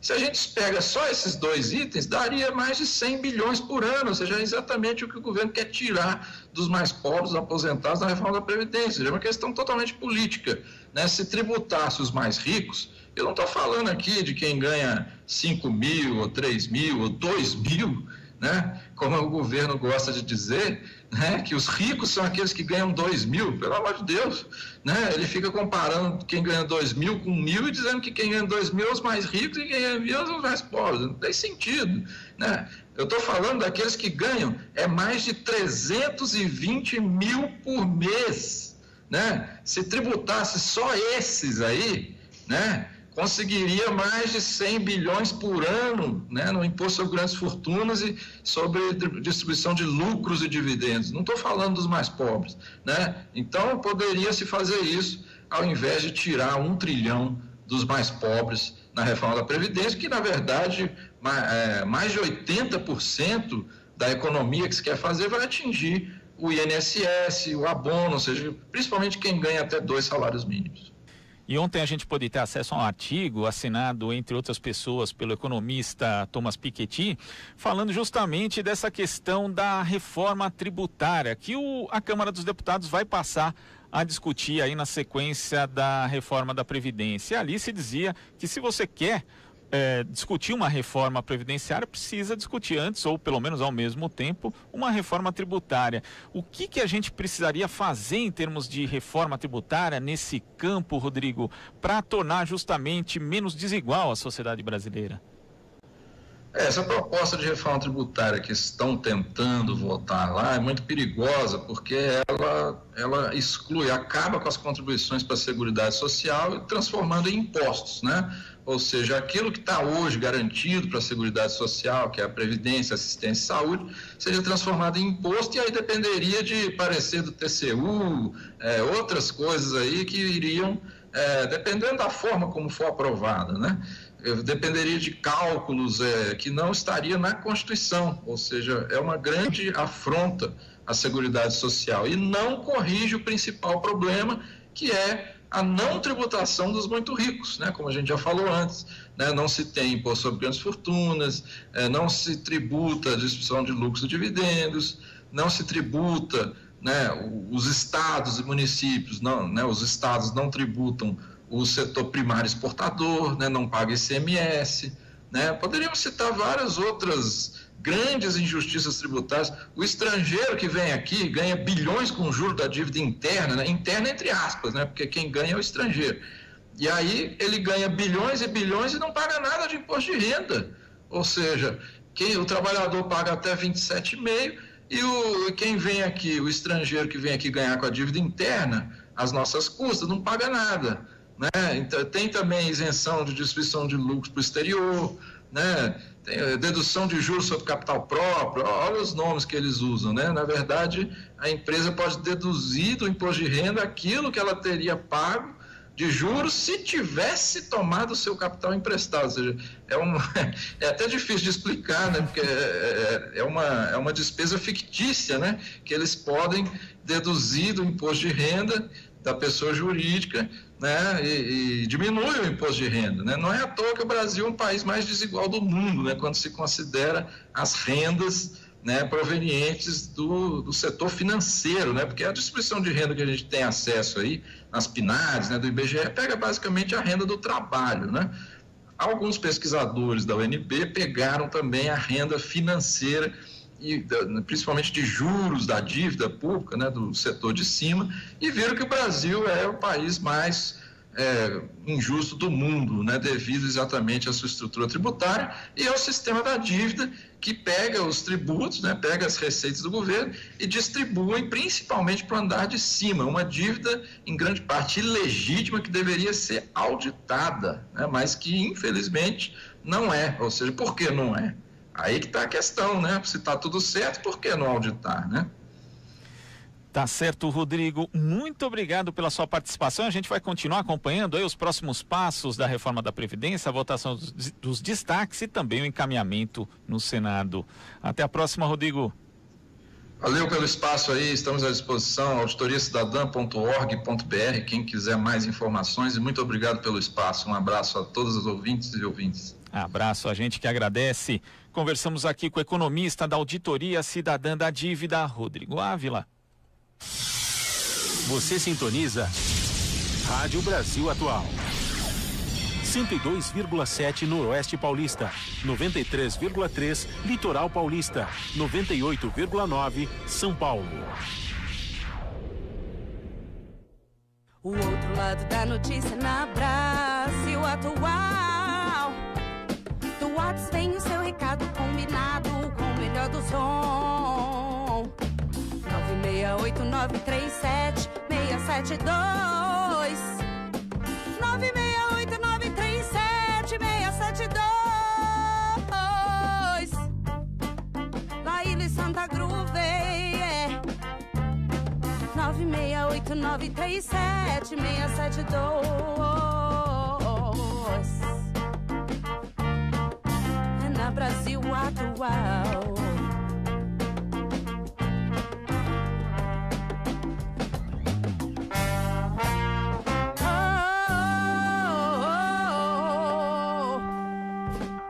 Tá aí a potência de Laíla e Santa Groove, Ana Rosa Carrara. Sim. E aí temos mensagens no WhatsApp. Temos pessoal mensagem. Participando aí pelo 11-968-93-7672. Temos sim.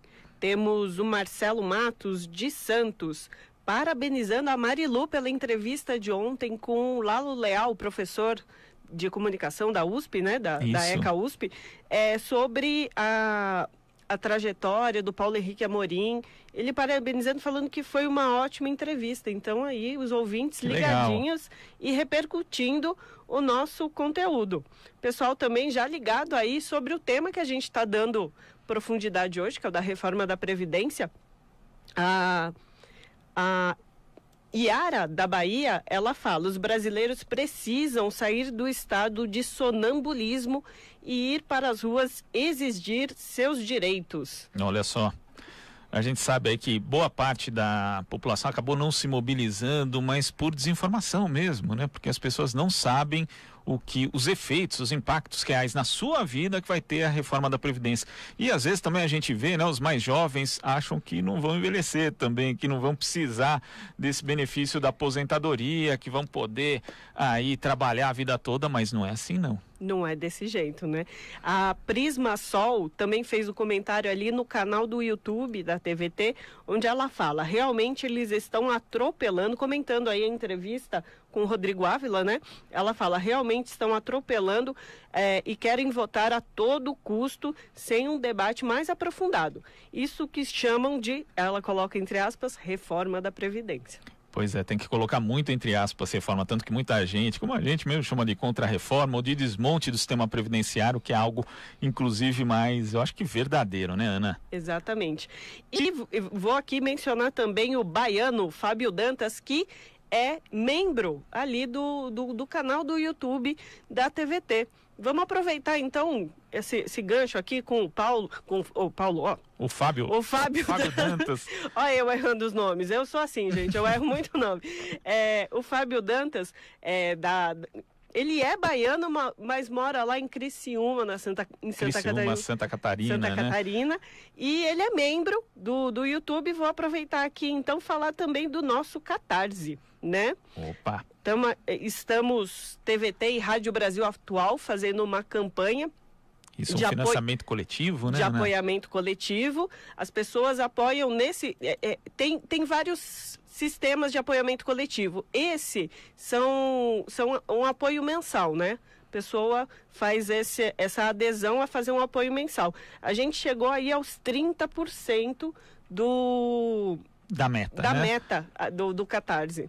E é isso, né? As pessoas podem acessar depois, inclusive, a gente vai ver um vídeo explicando melhor aí para quem... E vai ver o vídeo, e quem está no rádio, obviamente, vai escutar, mas vai poder entender como fazer a sua contribuição aí para a Rádio Brasil Atual, para a TVT. E a gente tem aqui umas mensagens também, viu, Ana? Porque a gente falou da audiência internacional, do Jornal Brasil Atual, e de fato tem gente de todo o Brasil e de fora também.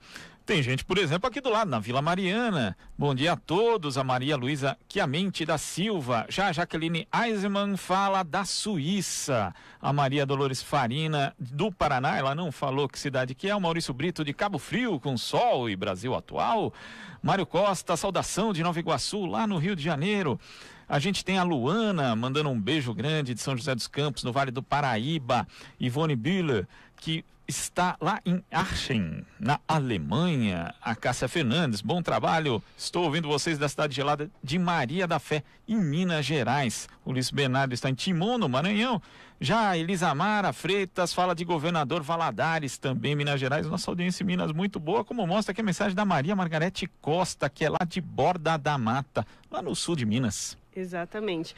Pessoal também do WhatsApp, só para finalizar aqui, Glau, que a gente tem que terminar esse momento, o Gleidson Mariotto também mandando um abraço aí desde São Bernardo.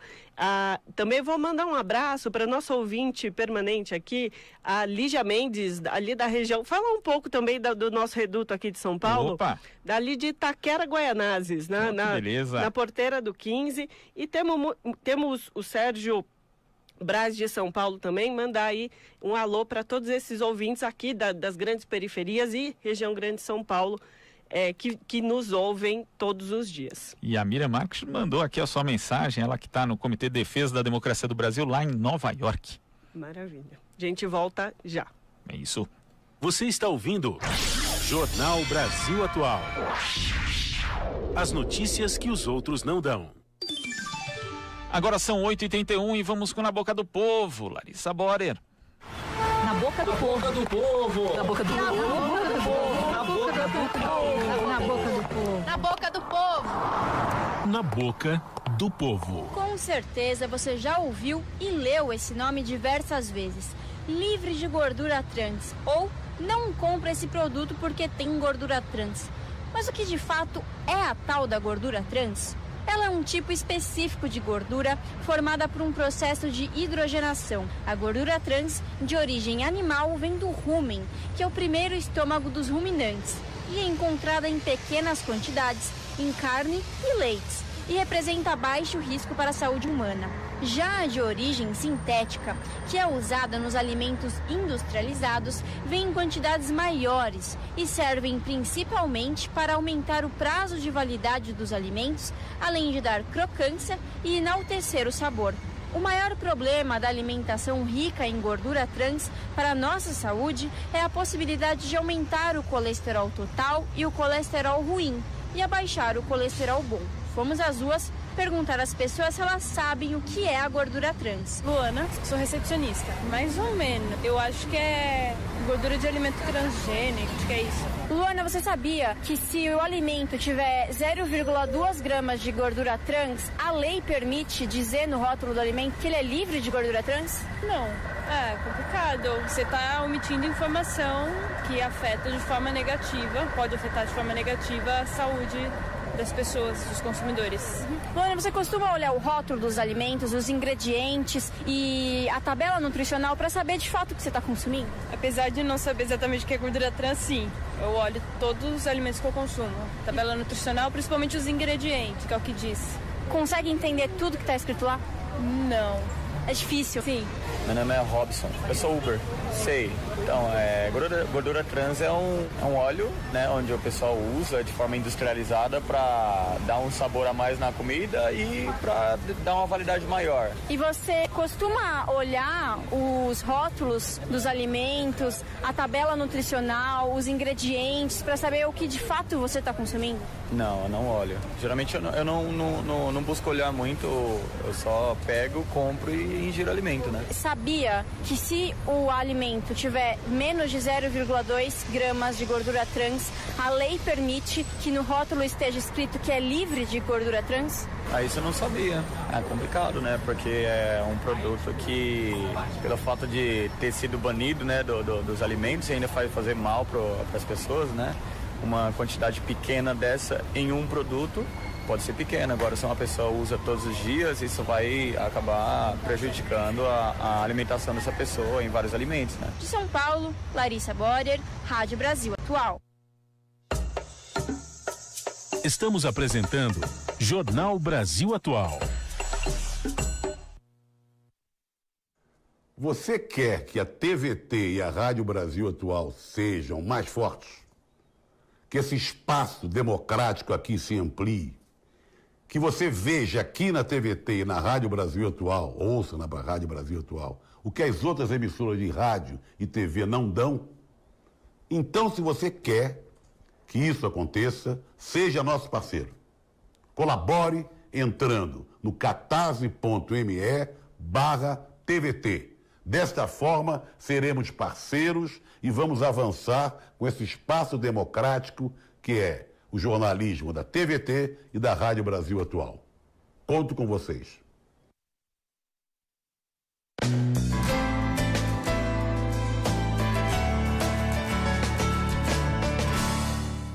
O maior vilão dos tempos atuais? O estresse. Ele pode afetar homens e mulheres, causado pela exaustão física e mental. O estresse afeta diretamente a vitalidade e a disposição de todas as pessoas.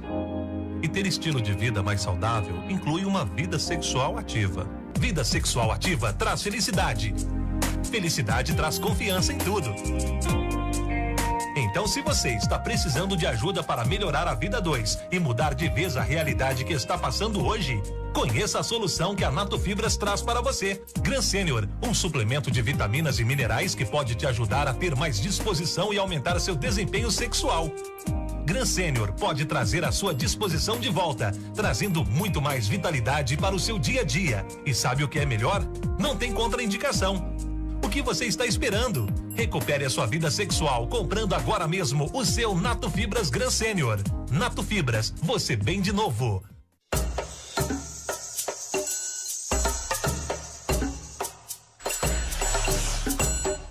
Todo sábado você acompanha aqui na TVT o showlivre.com. São shows exclusivos com artistas dos mais variados gêneros musicais, escolhidos especialmente para você. Showlivre.com, todo sábado aqui na TVT. Pública, digital e de graça. Estamos apresentando Jornal Brasil Atual. Agora são 8h37. A justiça italiana condenou à prisão perpétua a 24 repressores sul-americanos processados pelo desaparecimento e morte de 23 opositores de origem italiana no âmbito da Operação Condor. Entre os condenados estão os ex-chefes de Estado e expoentes de serviços militares da Bolívia, Chile, Peru e Uruguai, acusados de torturar e assassinar 23 cidadãos de origem italiana que viviam em países sul-americanos durante as décadas de 70 e 80. A reportagem é de Naama Nunes. O processo que condenou os repressores começou há 20 anos com a denúncia na Itália de familiares de desaparecidos. Em um primeiro momento, a investigação incluía 140 pessoas, inclusive brasileiros, mas problemas burocráticos ligados à morte de muitos dos suspeitos reduziram o número de réus. A chamada Operação Condor foi uma estratégia político-militar conjunta de ditaduras do Cone Sul para exterminar adversários, é o que explica Adriano Diogo, secretário nacional de Direitos Humanos do PT. Operação Condor era uma articulação dos militares do Cone Sul, como era chamada a parte de baixo da América Latina, que era Brasil, Uruguai, Argentina, Paraguai, Bolívia e Chile, E então a Operação Condor era uma central de organização de militares que atuavam conjuntamente em todos os países. Por que houve essa condenação aí na Itália? Porque esse grupo de militares que foi condenado matou oposicionistas italianos. Tiveram muitos italianos que estavam no Brasil, que foram presos, torturados, inclusive a Denise Crispim. Ela foi torturada no Chile, mas era brasileira, a pedido dos militares brasileiros. Então tem muitos italianos que estavam radicados aqui no Brasil que foram presos, torturados, mas não houve nenhuma responsabilização dos nacionais. José Luiz Del Roio, do Comitê Paulista pela Memória, Verdade e Justiça, comemora o resultado do processo e ressalta que a condenação dos repressores, apesar de tardia, comprova que não existe perdão para crimes de desaparecidos e de tortura. Essa sentença foi uma conquista muito dos familiares das vítimas, não é? Foram condenados alguns dos torturadores e assassinos do Plano Condor. Sobrou muita gente fora ainda, muita gente. Esse foi um processo longo, mais de 20 anos. A justiça italiana se moveu em função de italianos assassinados pelo Plano Condor. E conseguiu chegar, com a colaboração dos estados, ao Peru, a Bolívia, Paraguai, Uruguai e Argentina. Não ao Brasil, onde não houve colaboração do Estado brasileiro. E esse processo longo chegou em segunda instância, que foi a que aconteceu segunda-feira, e aí saíram 24 condenações à prisão perpétua. Agora é uma vitória extraordinária, inclusive do direito internacional. Jair Kriski, fundador e presidente do Movimento de Justiça e Direitos Humanos, atua como testemunha no processo desde 1999. Em entrevista à Rádio Brasil Atual, ele também falou sobre a satisfação com a sentença do processo, mas se disse indignado ao ver um dos condenados, o ex-militar uruguaiano Pedro Antônio Mato Narbondo, circulando livremente no Brasil. Aqui no Rio Grande do Sul vive o coronel do Exército Uruguaio, Pedro Antônio Mato Narbondo. Sabe que a fórmula registral hispânica, o sobrenome da mãe vai por último. A portuguesa que é inverso, é o do pai que vai por último. E este senhor, nascido no Uruguai, em Rivera, teve por mãe uma senhora brasileira. E agora, quando a justiça uruguaia começou a persegui-lo, e a justiça italiana já havia há mais tempo o colocado como um réu, este senhor atravessou a rua, foi para Santana do Livramento e usou esta prerrogativa da Constituição brasileira, que diz que filho de pai ou mãe brasileiros, se residir em território nacional, tem direito à cidadania.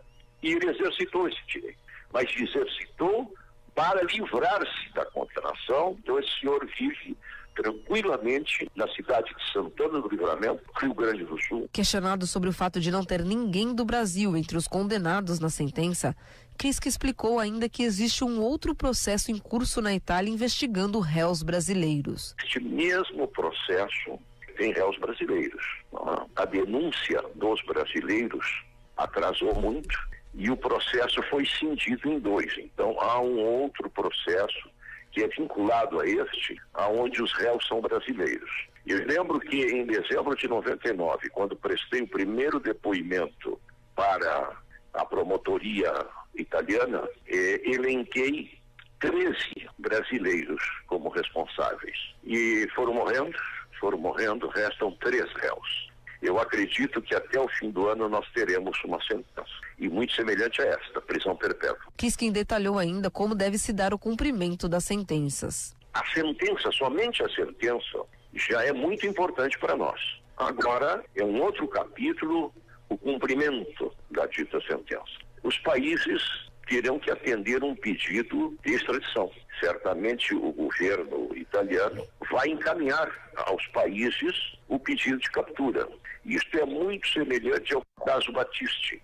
E o não cumprimento, ele traz uma ordem de captura internacional via Interpol. O quadro é esse, né? Além do ex-militar Mato Narbondo, estão na lista dos condenados nomes como do ex-presidente boliviano Luiz Garcia Mesa Tejada, falecido no ano passado, Luiz Arce Gomes, ex-ministro do interior da Bolívia, Juan Carlos Blanco, ex-ministro das Relações Exteriores do Uruguai, o chileno Jerônimo Hernán Ramírez e o ex-presidente peruano Francisco Rafael Cerruti Bermúdez. Naama Nunes, Rádio Brasil Atual. Você sintoniza Rádio Brasil Atual. 102,7 Noroeste Paulista, 93,3 Litoral Paulista, 98,9 São Paulo. 8h43. Seria impensável acontecer em outro país, como nos Estados Unidos ou em algum país do continente europeu, o conluio entre Sérgio Moro e os procuradores da Operação Lava Jato. Foi o que o jornalista Glenn Greenwald afirmou nesta quinta-feira em audiência no Senado. Segundo o jornalista, Moro e o procurador Deltan Dallagnol fizeram coisas boas, mas isso não significa que tenham o direito de abusar do poder que têm. Glenn garantiu que nunca entregará material jornalístico para a polícia ou para os tribunais, porque isso é algo que acontece em países autoritários e tirânicos, e não em democracias. O jornalista falou ainda sobre a reação de Sérgio Moro à divulgação de notícias pelo Intercept. Sérgio Moro foi perguntado várias vezes por o Senado, por a Câmara, por muitos jornais, se ele está investigando, se ele tem planos para fazer coisas contra nós. Obviamente tem notícias que eles estão nos investigando e ele nunca negou naquele dia quando a notícia saiu até hoje essa investigação. Então, eu acho que isso mostra a mentalidade do ministro Moro, que pelo menos ele quer que nós ficamos com medo, preocupação, que nós estamos sendo investigados e talvez pior ainda, a Polícia Federal que ele comanda na realidade, nós investigando e também planejando fazer outras coisas. Quero deixar bem claro que nós não temos medo nenhum sobre isso. Nós continuamos publicando, depois disso nós vamos continuar publicando, porque eu li a Constituição brasileira muitas vezes. Eu sei que a Constituição brasileira protege e garante exatamente o que estamos fazendo, e eu confio muito nas instituições brasileiras, inclusive o Judiciário e a STF, para aplicar e proteger esses direitos. Mas a crime que o ministro da Justiça está tentando criar, acho que isso é uma ameaça da uma imprensa livre. Ele está tentando fazer isso de propósito para assustar a gente, para deter a gente fazendo jornalismo. Não vai funcionar, mas é uma ameaça muito grave, e por causa disso estava sendo denunciado para muitas organizações que defendem a liberdade da imprensa, não só aqui no Brasil, mas internacionalmente. No depoimento que prestou à Comissão de Constituição e Justiça do Senado, o jornalista Glenn Greenwald revelou qual foi a sua reação ao receber o material que mostra a ação conjunta entre Sérgio Moro e os procuradores da Lava Jato. O material que nós recebemos da nossa fonte, quando recebemos esse material, a primeira vez que eu falei com nossa fonte já teve todo o material. Nenhum jornalista, nem eu, tinha nenhum envolvimento nas ações para obter e pegar esses documentos. O único papel que nós fizemos era o papel dos jornalistas, receber informação no interesse público. E a primeira vez que eu li esse material não como um jornalista, mas como um advogado. Porque antes de me tornar jornalista, eu era advogado constitucional nos Estados Unidos. E eu li esse material e eu estava chocado, sinceramente chocado, lendo como um juiz que estava falando 5 anos que ele era neutro, negando explicitamente muitas vezes que ele estava colaborando com os procuradores. Eu estou olhando para a evidência tão claro e definitivo que esse juiz estava fazendo exatamente o que ele sempre negou, que o coordenador da Força Tarefa do Lava Jato, Deltan Dallagnol, negou explicitamente no livro que ele escreveu e publicou, que ele estava colaborando com Sérgio Moro. Eu tinha nas minhas mãos a evidência mostrando que o tempo todo, não às vezes, não nos casos isolados, mas o tempo todo, o Sérgio Moro estava não só colaborando com os procuradores, mas mandando a Força-Tarefa da Lava Jato. E como um advogado norte-americano, eu estava chocado porque isso é impensável nos Estados Unidos. Qualquer juiz que fizesse o que Sérgio Moro fez, em qualquer caso, menos, inclusive casos muito pequenos, insignificativos, perderia seu cargo sem debater, sem discutir.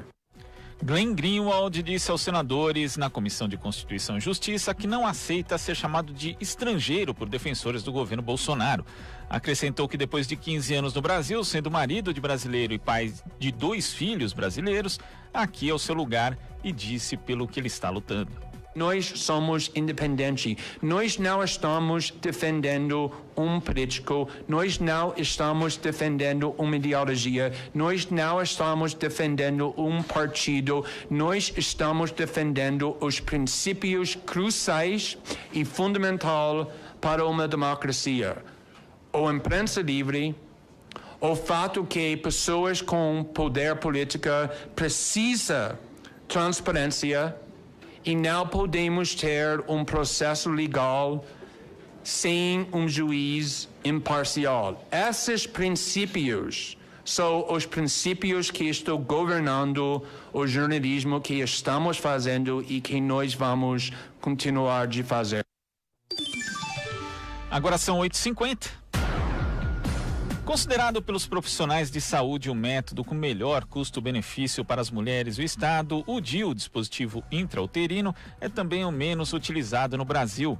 Oferecido pelo SUS, o Sistema Único de Saúde, apenas 1,9% das mulheres brasileiras em idade fértil usam o dispositivo.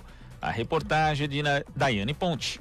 O SUS oferece vários métodos de controle de natalidade para diferentes mulheres e necessidades. Mas em postos de saúde, elas sempre se deparam com as mesmas opções, contraceptivos em pílulas ou injetáveis. E foi o que frustrou a estudante Emily, que buscava informações sobre o uso do DIU. Eu já usava o anticoncepcional oral há 1 ano e meio, mais ou menos, quando eu senti que os efeitos dos anticoncepcionais não estavam sendo bons para mim.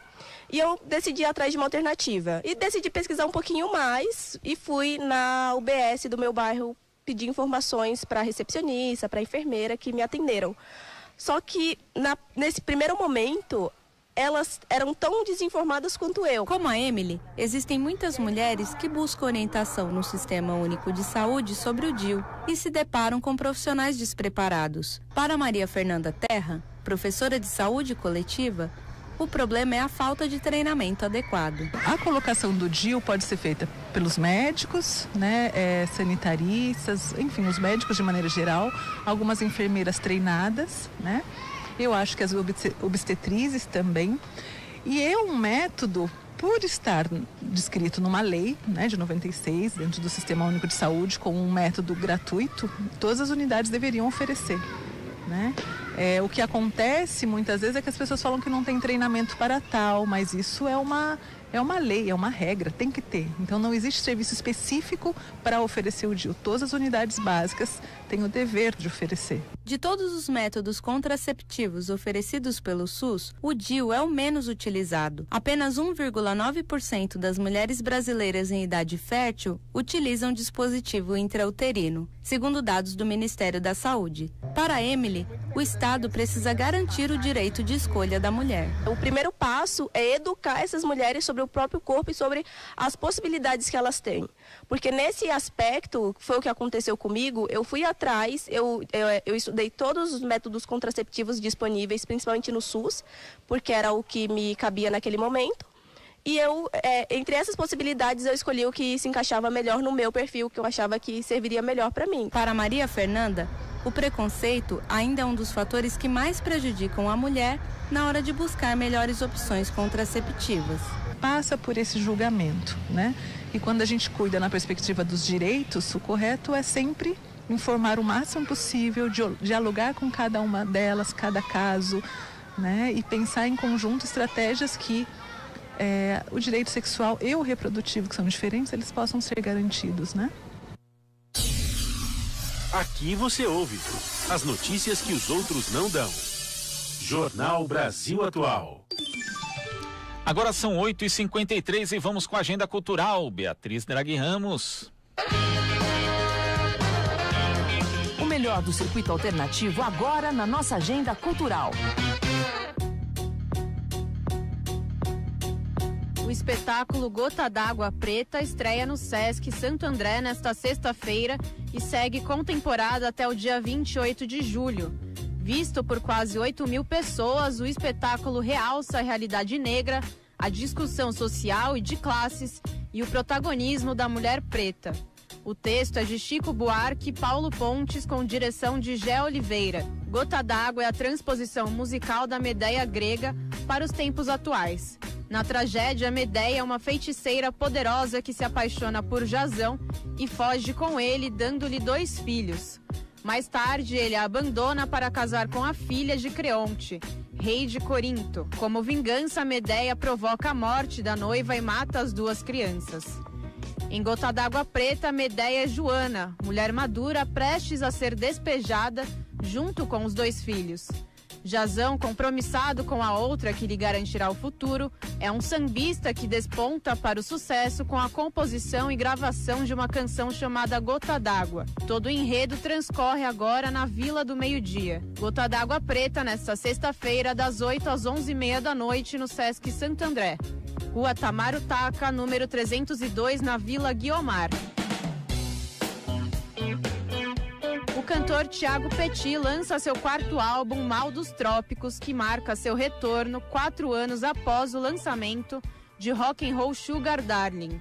Seu novo trabalho é um conjunto de canções que constroem uma visão sóbria dos tempos atuais. Petit canta sobre a ausência de amor e esperança em uma São Paulo mitológica, onde lugares reais como a Praça da República e o edifício Copan viram cenários para o cantor recriar o mito de Orfeu. Produzido por Thiago Strauss, o disco se inspira em clássicos do jazz, nas composições eruditas de Villa-Lobos, nas batidas do trip-hop e nas poesias do paulistano Roberto Piva.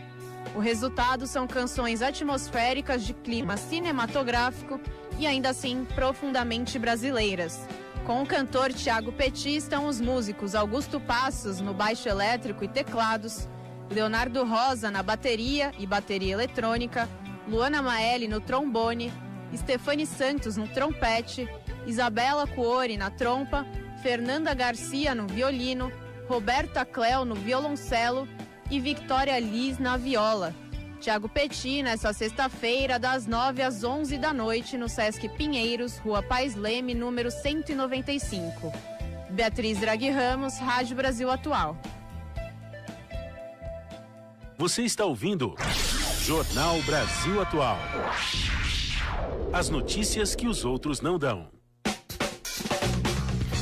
E o programa A Hora do Rango recebe hoje a banda Blues Etílicos.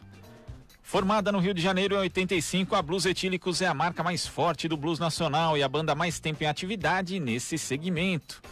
No programa, Flávio, Otávio, Beto e Cláudio vão tocar ao vivo e relembrar seus 30 anos de história.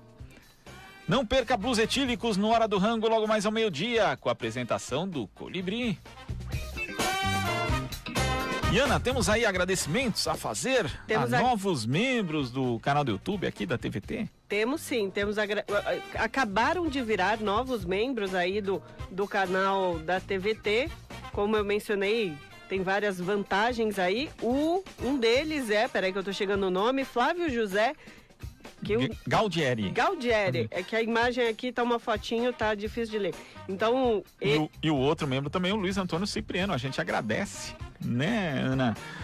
O pessoal que também se inscreve aí, que divulga os canais no YouTube da TVT e da Rádio Brasil Atual. E agora a gente tem que ir, né? Tem que deixar. Então é isso aí, o Jornal Brasil Atual de hoje teve a apresentação minha de Glauco Faria, de Ana Rosa Carrara também, a equipe de reportagem tem Cosmo Silva, Beatriz Draghi Ramos, Daiane Ponte, Jomiag, Marta Raquel e Naama Nunes. Produção de Larissa Borer e Beatriz Draghi Ramos, Juliana Almeida nas redes sociais, a equipe TVT com Eduardo Quirino na direção de imagens e João da Hora na produção. Trabalhos técnicos de Alexandre Seles, Carlos Valério, Fábio Balbini e Michel Lopes na mesa. Edição de Ana Rosa Carrara, coordenação de Telânia Bruno, direção de Oswaldo Luiz Colibri Vita. O Jornal Brasil Atual é um programa da Rádio Brasil Atual da Fundação Sociedade, Comunicação, Cultura e Trabalho. Amanhã a gente tem um especial de sábado do Jornal Brasil Atual com os destaques da semana e voltamos ao vivo na segunda-feira.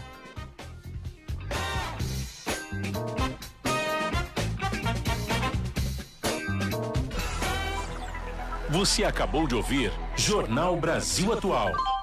Movimentos sociais, política, direitos humanos, economia, mundo do trabalho, cultura e prestação de serviço. Jornal Brasil Atual. As notícias que os outros não dão.